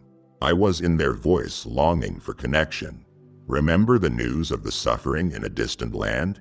The images that you quickly scrolled past because the pain was too much to take in. I was in their cry, your brother, your sister made in my image. When you stood in those moments, you stood at a divine crossroads. Did you turn away, justifying your inaction with thoughts of your own scarcity, your own busyness? Or did you push past your own comfort and extend my hand of compassion? Your charity, or your lack of it, was never simply about their physical need. It was always a reflection of the state of your own heart. Was your heart soft enough to be broken by the things that break mine? Could you see past the dirt, the addiction, the different culture, the political label, to recognize a precious soul? A person I love with the same infinite passion that I love you. I hear the cries of the poor, the oppressed, the marginalized, and the forgotten. I hear them every single moment of every single day, and I ask my children on earth to be my answer. I ask for your hands to be my hands. I ask for your resources to be my provision. That small amount of money you gave, that bag of groceries you donated, that moment you looked a person the world called a nobody in the eye and treated them with dignity and respect. That was not just you being a good person. That was me, the King of the universe, working through you to bring a tiny fragment of my kingdom of love and justice to a broken world. Every act of mercy you showed to the least of these was done directly, personally, and beautifully unto me. Let that be the final posture of your soul as you prepare to meet me face to face. A posture of boundless compassion, of a heart that beats in rhythm with my own love for the vulnerable. We have walked through the difficult truth of how you have loved others. If this has stirred shame in your heart, then you must not stop. The very next step is the one that brings ultimate freedom from pride itself. The root of every failure to love.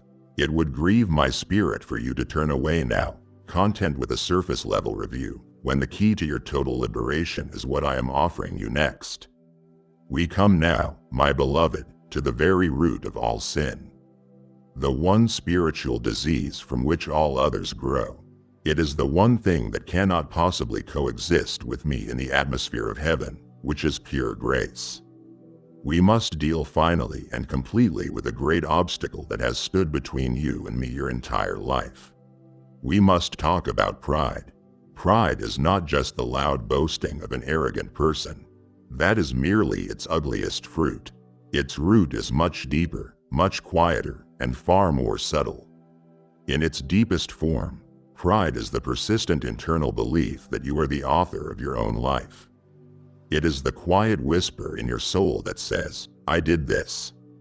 My hard work earned this success. My intelligence solved this problem. My resilience got me through this trial. It is the part of you that takes full credit for your strengths and achievements. And the part that stubbornly resists surrendering your failures and sins, secretly believing you can somehow fix them or make up for them on your own. It is the stubborn refusal to admit your absolute, total, and constant need for me for the very breath in your lungs. In this final sacred moment, you must let go of this illusion and acknowledge your complete dependence on me. The strength you had to work those long hours was a loan from me. The intellect you used to build your career was a gift from me. The love you had for your family was an echo of my love for you. The very life that has beaten in your heart from its first moment was sustained by my power alone. Acknowledging this is not meant to diminish you. It is meant to finally free you from the exhausting, impossible burden of trying to be your own God. Humble yourself before me now. In your spirit, bow as low as you can possibly go, and I will lift you up. This is my unchanging promise. Pride is the lie that tells you that you can earn your way into my presence. That if your good deeds just barely outweigh your bad, you might be acceptable. It is the greatest deception of the enemy. You must in this final moment admit your complete spiritual bankruptcy. You must admit your desperate need for a savior. You must confess with your whole being that you are unable to cross this final bridge on your own merit, that you bring nothing in your hands that can purchase your passage. For here is the foundational truth of my kingdom. Emptiness of self is the absolute prerequisite for being filled with me. You must become nothing in your own eyes to receive everything from my hand. Let go of the last stubborn shred of pride, and in that perfect, beautiful humility, you will find me waiting to fill you with myself for all of eternity.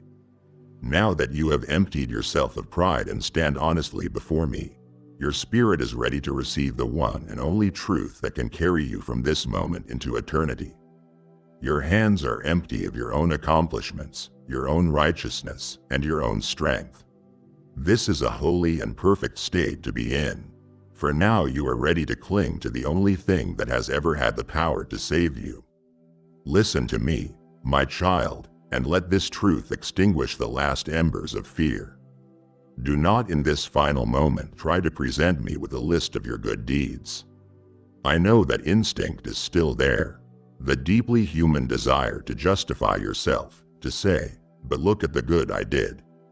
Look at all the times I tried my best. I saw every effort and I honored the love behind it. But I must tell you this hard and wonderfully freeing truth. On their own, your very best deeds, your most selfless moments, when held up to the perfect blazing holiness of my being, are as filthy rags. They are all in some small way tainted with mixed motives, with a flicker of pride, with a shadow of self-interest. They cannot pay the price for a single moment of rebellion against me. You cannot build a ladder to heaven out of your own good works. It will crumble before it even begins. So let go of that instinct now. Release your good deeds. Release your righteousness. They have no currency in this kingdom. Instead, I want you to turn the full gaze of your spirit away from yourself. Look away from your sins, for they are forgiven. Look away from your accomplishments, for they are insufficient. Look only to one place. Look to the finished work of my Son on that cruel, beautiful, world-changing cross.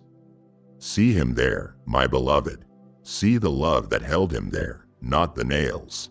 That moment was not a tragedy. It was the greatest triumph in the history of the cosmos. It was the moment I, in my perfect justice and infinite love, reconciled the entire world to myself. It was the moment your personal crushing debt of sin was paid in full forever. The cross is the one and only bridge that spans the great chasm between your mortal broken life and my eternal Holy One. There is no other way home. All other paths lead to nowhere. So I command you now in your spirit, with all that you are. Cling to it. This is not a passive belief. It is an active, desperate, saving grasp. Reach out your spiritual hands and hold fast to the foot of that rugged cross. Let it be your only hope. Let it be your certain victory.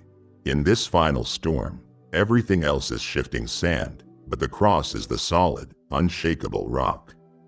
Its shadow provides the only true shelter from the final accusations of the enemy.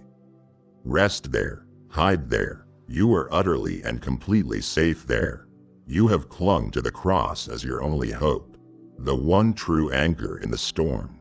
If you now feel the security of this eternal salvation, then I am calling you to help lift this banner of hope for a world drowning in despair. Your gift is the oil that allows the light of this message to burn brighter, reaching souls who are lost in the shadows and believe they are forgotten. I commission you now with my living decree. You are the light of the world, and a city set on a hill cannot be hidden from those who need it most. This is your divine appointment to extend the shadow of the cross over another soul in need. For every measure you pour out to fuel this ministry, I will ensure your own lamp never runs dry and your own house knows no darkness. Answer the call. Shine this light into the world's darkest corners now through Super Thanks membership or the link in the description. You are clinging to the cross. Now I want you to understand the divine power that flows from it. The very substance of your salvation. Before the perfect, unblinking justice of my throne, only one plea is ever heard that can grant entry. It is not a plea for mercy based on a person's good intentions or their ignorance of my law. It is a legal, binding, and eternal plea that satisfies every demand of my perfect holiness and silences all accusers. That plea is not your own merit, my child. It is not your name, your family, your reputation, or your good works. The only plea that guarantees your eternal welcome is the shed blood of the Lamb, my only Son, Jesus Christ. Do not think of this as a mere symbol. It is the most powerful reality in the spiritual realm. The enemy, the accuser of your soul, comes before me with a long, detailed list of your every failure, your every sin, your every selfish thought. He presents them as irrefutable evidence, demanding your just condemnation. He is not wrong about the facts of your life. He is only wrong about the verdict. For the blood of my Son speaks a better word. It speaks a louder word. It does not argue with the accuser or make excuses for your sin. It simply and powerfully declares, paid in full.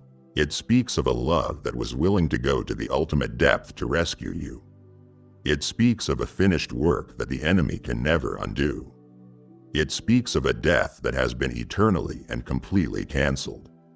The voice of the blood drowns out the voice of the accuser.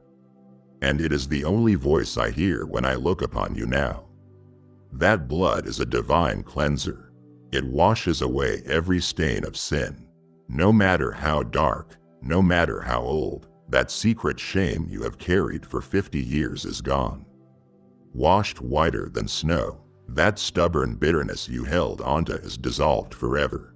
That blood is a divine payment, settling an infinite debt you could not have begun to pay in a billion lifetimes.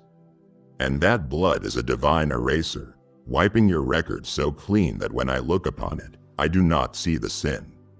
I see only the perfect righteousness of my Son that now covers you. All I ask of you now is that you allow it to cover you. Stop trying to hide your stains and simply let yourself be washed. Surrender to this ultimate act of love. Let it clothe you like a royal robe. For under the protection of that precious blood, you are seen by me, the holy judge of all the universe, as blameless, pure, and perfect.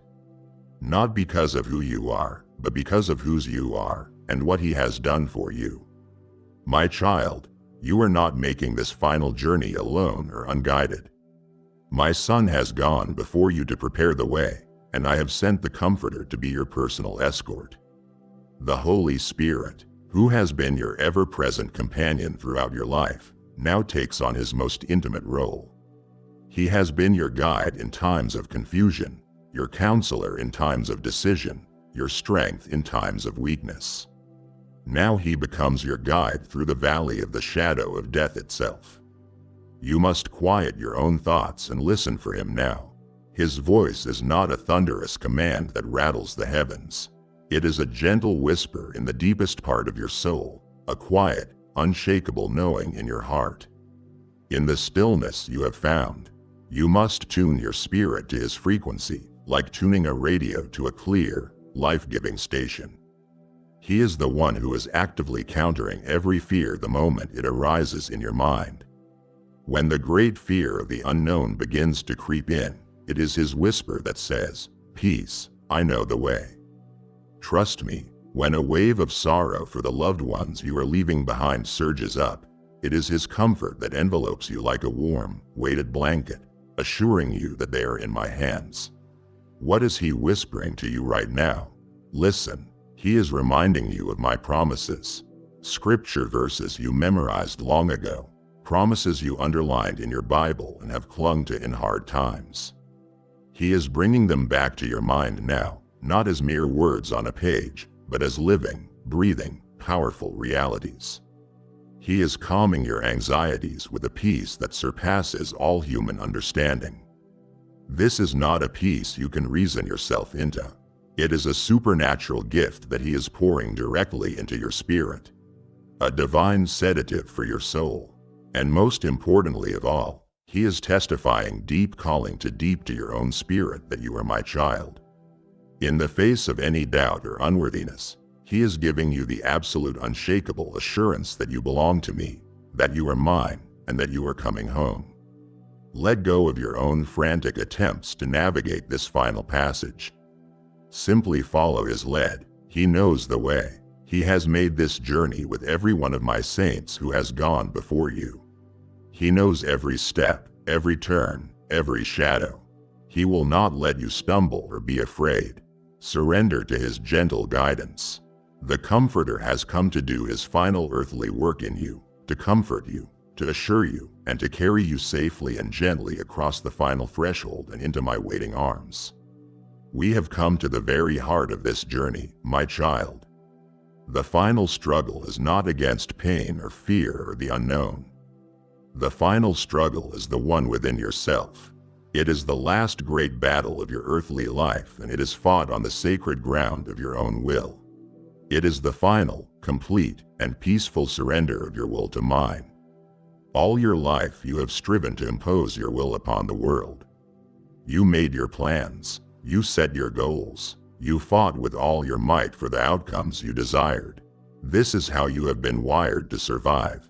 And now, at the very end, every human instinct, every fiber of your being screams at you to fight this, to resist this final outcome, to hold on with a white-knuckled grip to the life you have known. The desire to live is a powerful gift I planted within you. But now that gift must be willingly and trustingly surrendered back to me, the giver of all life. The greatest and final act of faith you can perform is to echo the prayer my own son prayed in his darkest hour in the garden. Father, not my will, but thine be done. To speak those words from your heart requires absolute trust. You must trust without reservation that my plan for you, even in this moment of earthly ending, is perfect, wise, and overflowing with a love you cannot yet comprehend. You see only this one closing door. I see the 1,000 doors of glory it is opening for you. You feel only this letting go. I see the eternal inheritance you are about to receive. You must trust my goodness even when it leads you through this final valley, and know that the acceptance I call you to is not a passive, defeated resignation. It is not the hopeless sigh of giving up. It is an active, courageous, and powerful trust in me. Resignation is what happens when you give up hope. Acceptance is what happens when you place all your hope completely and finally in me. It is a powerful final declaration of faith that says, even though I do not understand this, even though a part of me is afraid, I trust you. I accept your loving and perfect plan for me. In surrendering your will, you will find a peace you never thought possible, a profound stillness that silences the last great struggle. For this surrender, this final trusting acceptance, is the key that you hold in your hand. It is the final key that unlocks the very gates of paradise. Turn the key now, my beloved child. Say yes to my will and come home. You have just prayed the most powerful prayer of surrender, and all of heaven rejoices. Do not let this be just a fleeting feeling. I must now show you how to truly and peacefully let go of the people and the life you are leaving behind to make your surrender complete. To say, "I trust you," and then turn back to the pain of earthly attachment would be to break our sacred agreement. Stay with me. Let me lead you into perfect peace. There is one last cord that still binds your heart to the earth. My child, it is the strongest and most beautiful of all earthly cords, woven from memories, laughter, and tears. It is the cord of your deep love for those you are leaving behind. I see their faces in your heart right now as clearly as you do. I feel the ache of your love for them, the pain of this temporary parting. We must address this now, not to sever that cord, but to transform it so that you can be completely free to come to me. Those you love, your spouse, your children, your dearest friends. I want you to know this with a certainty that calms your soul. They are in my hands. They have always been in my hands, even when you thought they were in yours to protect. Your fiercest, most selfless love for them is but a pale shadow, a tiny echo of the infinite, all-powerful love I have for them. You must release them from your grasp now. The worries that are flooding your mind, who will take care of them? Will they be okay? Will they remember me? These are a heavy weight. You must now set them down. You cannot carry this burden of concern where you are going. You must trust me with their journey just as you have finally, fully trusted me with yours. I will be their comfort in their grief. I will be their provider in their need. I will be their guide in their confusion. I will not abandon them. My promise to you extends to them as well. Now understand this glorious truth. Your love for them does not end here. It is about to be purified and perfected. The earthly love you felt, as beautiful as it was always mixed with a little fear, a little possessiveness, a little human selfishness. In my kingdom, you will love them with a pure, selfless, mighty love you cannot yet imagine. A love free from all anxiety and need. You are not abandoning them. You are moving into a position where you can love them more perfectly and pray for them more powerfully than ever before. And as you release them, you must also release your attachment to the life that is ending. The familiar comfort of your home, the simple routines of your day, the identity you built over a lifetime. It was a good gift, this life, but it was a temporary one. To receive the new, unimaginable gift I have for you, you must open your hands and release the old. Do not look back with longing or regret, for you are not losing a life, my beloved. You are gaining life itself. You are not heading into a dark void. You are heading into a brilliant eternity of joy, purpose, reunion, and love. You are exchanging a fleeting shadow for an everlasting substance. Let go and step into your infinite gain. My child, you have done the hard work of the heart. You have let go of your grievances. You have surrendered your will, and you have released your precious earthly ties into my keeping. Now there is only one movement left for your soul to make. It is the final, most glorious, and most important turning of your entire existence. For your whole life, your attention has been, by necessity, on the world around you. Now I command you, stop looking back at that world, for it is fading away. It is like a ship that has already pulled away from the shore. The longer you stare at the receding coastline, the more sorrow and longing you will feel. The memories, both beautiful and painful, the regrets you have released, the unfinished business you have surrendered, it is all behind you now. To look back is to be anchored in the past, but your destination has always been forward in eternity with me. The enemy of your soul would love for you to spend these last sacred moments lost in a haze of nostalgia and regret to keep you distracted from the glory that is dawning right in front of you. But I am calling you to look forward. So now, in your spirit, you must turn. Make a conscious choice to turn your spiritual eyes forward.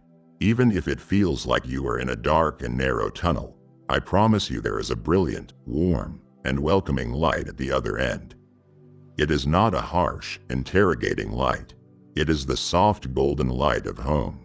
It is the light of my own presence radiating a love that is drawing you in.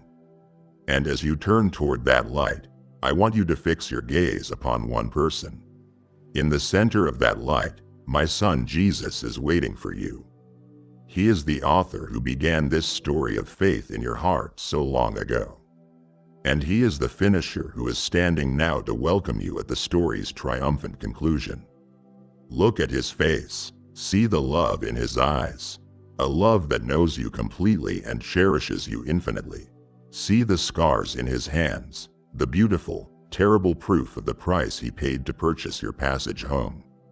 As you look intently at him, something miraculous happens. The fears of this shadowland begin to lose their power. The fear of death itself, that great and final enemy, dissolves into nothingness in the face of his resurrected life. He is the lodestar of your soul, your true north, the unshakable center in this final sacred transition. Focus all of your remaining consciousness on him. Do not look to the left or to the right. Just look at him. And I promise you, as you fix your gaze upon his love, he will draw you effortlessly, peacefully, and joyfully across the final threshold and into my eternal embrace. My child, your gaze is now fixed on my son. Your heart is turned completely toward home. Now, it is time for your final prayer. In this moment, let go of any thought that you need to say something grand or eloquent. The time for long, complicated prayers is over. All your life you have searched for the right words, worried if you were praying correctly, wondered if your prayers were good enough. I want to assure you now that I have never needed your eloquent words. I have only ever desired your sincere heart. Some of the most powerful prayers that have ever reached my throne have been simple, broken cries from the depths of a soul in need. In this final moment, a simple prayer from a completely surrendered heart is all I desire. To me, it is the most beautiful sound in all of creation. Do not search your memory for fancy words. Do not worry if you are saying the right thing. The language of heaven is not complexity. It is trust. Just speak from the very center of your being, from that new quiet place of utter dependence on me. Let your prayer be as simple as the one my son prayed from the cross. The ultimate prayer of trust. Father, into your hands I commend my spirit. There are no more powerful words of surrender. With that simple phrase, you are releasing your last bit of control, your last grip on your own life, and placing yourself entirely into my safe, strong, and loving hands. Or let your prayer be the cry of the blind man on the side of the road who knew he had nothing to offer me but his need, Jesus. Son of David, have mercy on me, a sinner. In that cry, you are not listing your faults. You are acknowledging your complete need for his grace and his absolute power to save you. Or perhaps the most honest prayer for this moment is the one spoken by the desperate father who sought healing for his child. Lord, I believe. Help my unbelief. In that raw, honest plea, you offer me everything you have, both your faith and your doubt, trusting that my grace is big enough to cover them both. It does not matter which of these you choose, or if your own heart forms its own simple version like, Jesus, I trust you. The power is not in the formula of the words themselves. The power is in the posture of the soul that prays them. A posture of utter, simple, childlike trust. It is the final beautiful act of a child placing their hand in their father's, ready and willing to be led home. Let this be your final communication.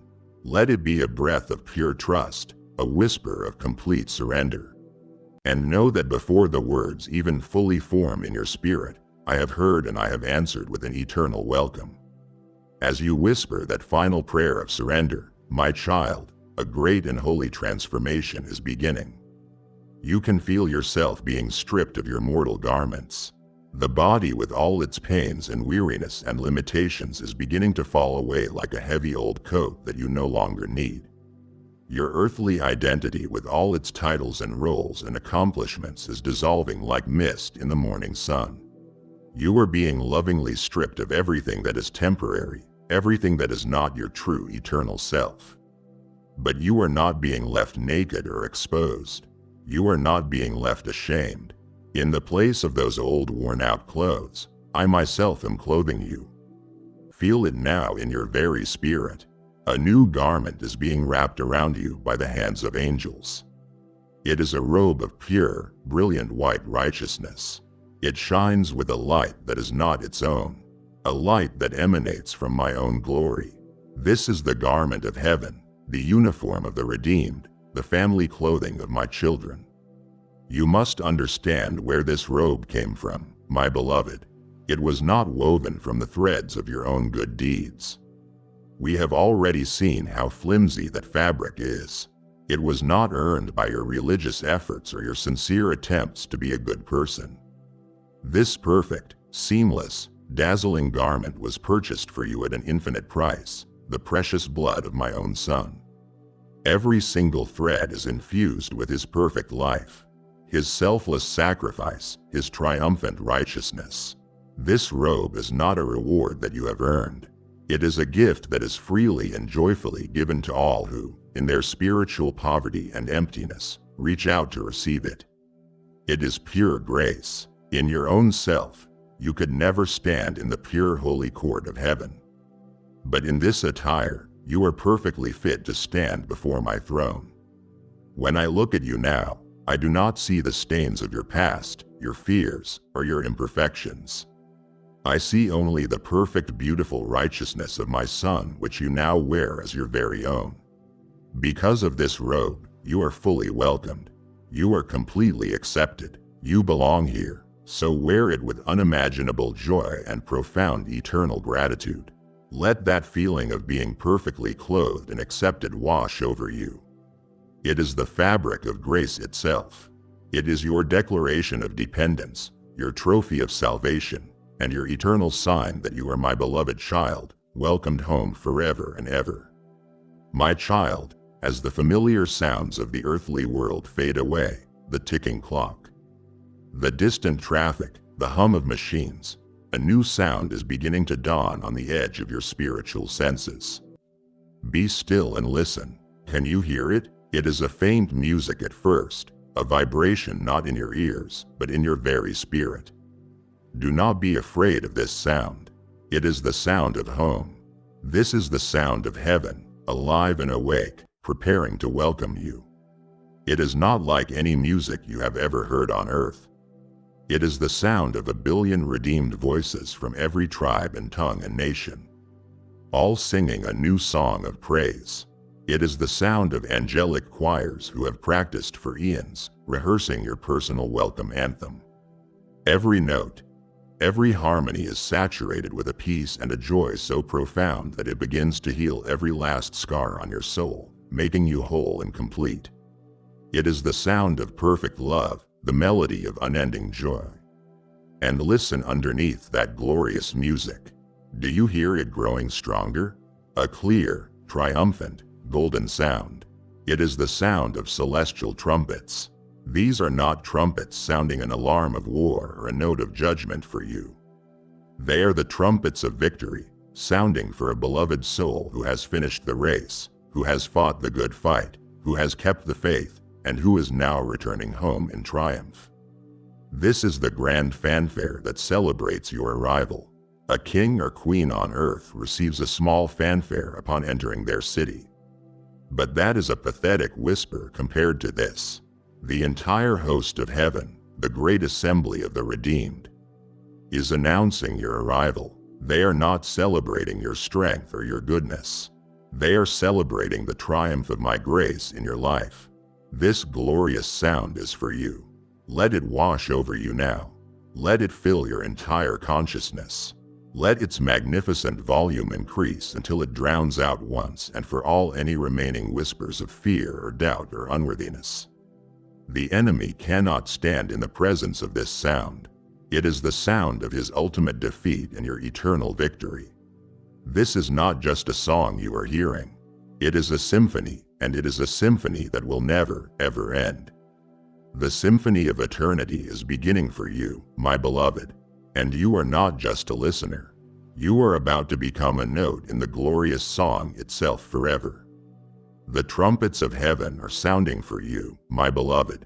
The symphony of your welcome has already begun. Can you not feel the pull of home? To turn away now with the very gates of glory in sight would be a sorrow too great for heaven to bear. We are almost there. Do not forsake the glorious end of your own redemptive story. Now, my child, the final moment of your mortal life is upon you. You will feel your body preparing for one final exhalation, one last release. Do not fear this. Do not fight it. It is a holy and sacred moment, the very doorway into your new life. This is not the snuffing out of a candle's flame in the darkness. It is the final gentle breath that releases your spirit from its temporary home. It is the last breath of your old fallen nature. Think for a moment of all that you are letting go of with this single final breath. With it you are releasing all physical pain forever. Every ache, every throb, every moment of physical agony that you have endured is being exhaled for the very last time. With this breath, you release all sorrow. Every heartbreak, every grief, every disappointment, every tear you have ever cried is being let go into the past. With this breath, you release all sickness, all weakness, all decay, and all the limitations of your mortal flesh. And most wonderfully of all, with this breath, you release your very capacity to sin. The old self, with its selfish struggles and its prideful failings, is breathing its last. It is dying so that your true self can live forever. Think of this moment not as a gasp of fear, but as the deep, contented sigh of a long and weary traveler who has finally reached their destination and can set down their heavy bags forever. It is the sigh of a soldier whose long and brutal war is finally over. It is a sigh of release, of profound relief, of beautiful finality. This final exhalation is the prelude to your first glorious breath of celestial air. The very next thing your spirit will experience is an inhalation of pure life, pure joy, pure unadulterated glory. You will breathe in an atmosphere that is saturated with my presence and my love. It will be the most real, the most invigorating, the most satisfying breath you have ever taken. Remember my promise that I have whispered to you throughout your life. The former things are passing away. With this final breath, they are gone.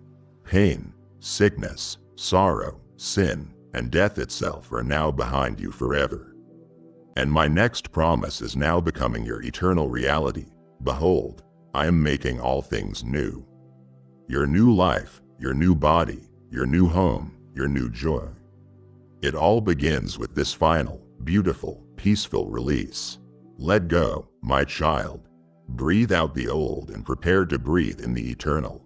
As that final gentle breath leaves you, the last thin veil dissolves completely. The shadows are not fading like a slow twilight. They are instantly and utterly obliterated by a brilliant, beautiful, and living dawn. The true light, the light that is the very essence of my being, is all around you and within you. You are seeing colors that have no name on earth, hues so vibrant and alive they seem to sing. You are hearing harmonies that no human ear has ever conceived, music that is both infinitely complex and perfectly simple, and joy so profound it feels as if it will burst your very being as flooding every part of you. And in that moment, you realize you are not being consumed by it. You were made for it. This is your native air. And through that impossible light, you begin to see faces shining with a love and a joy that is purer than anything you have ever known. They are smiling. They are radiant, the faces of those you loved who went before you in faith. They are here, more real and alive than they ever were on earth, whole and vibrant, reaching out their hands to you.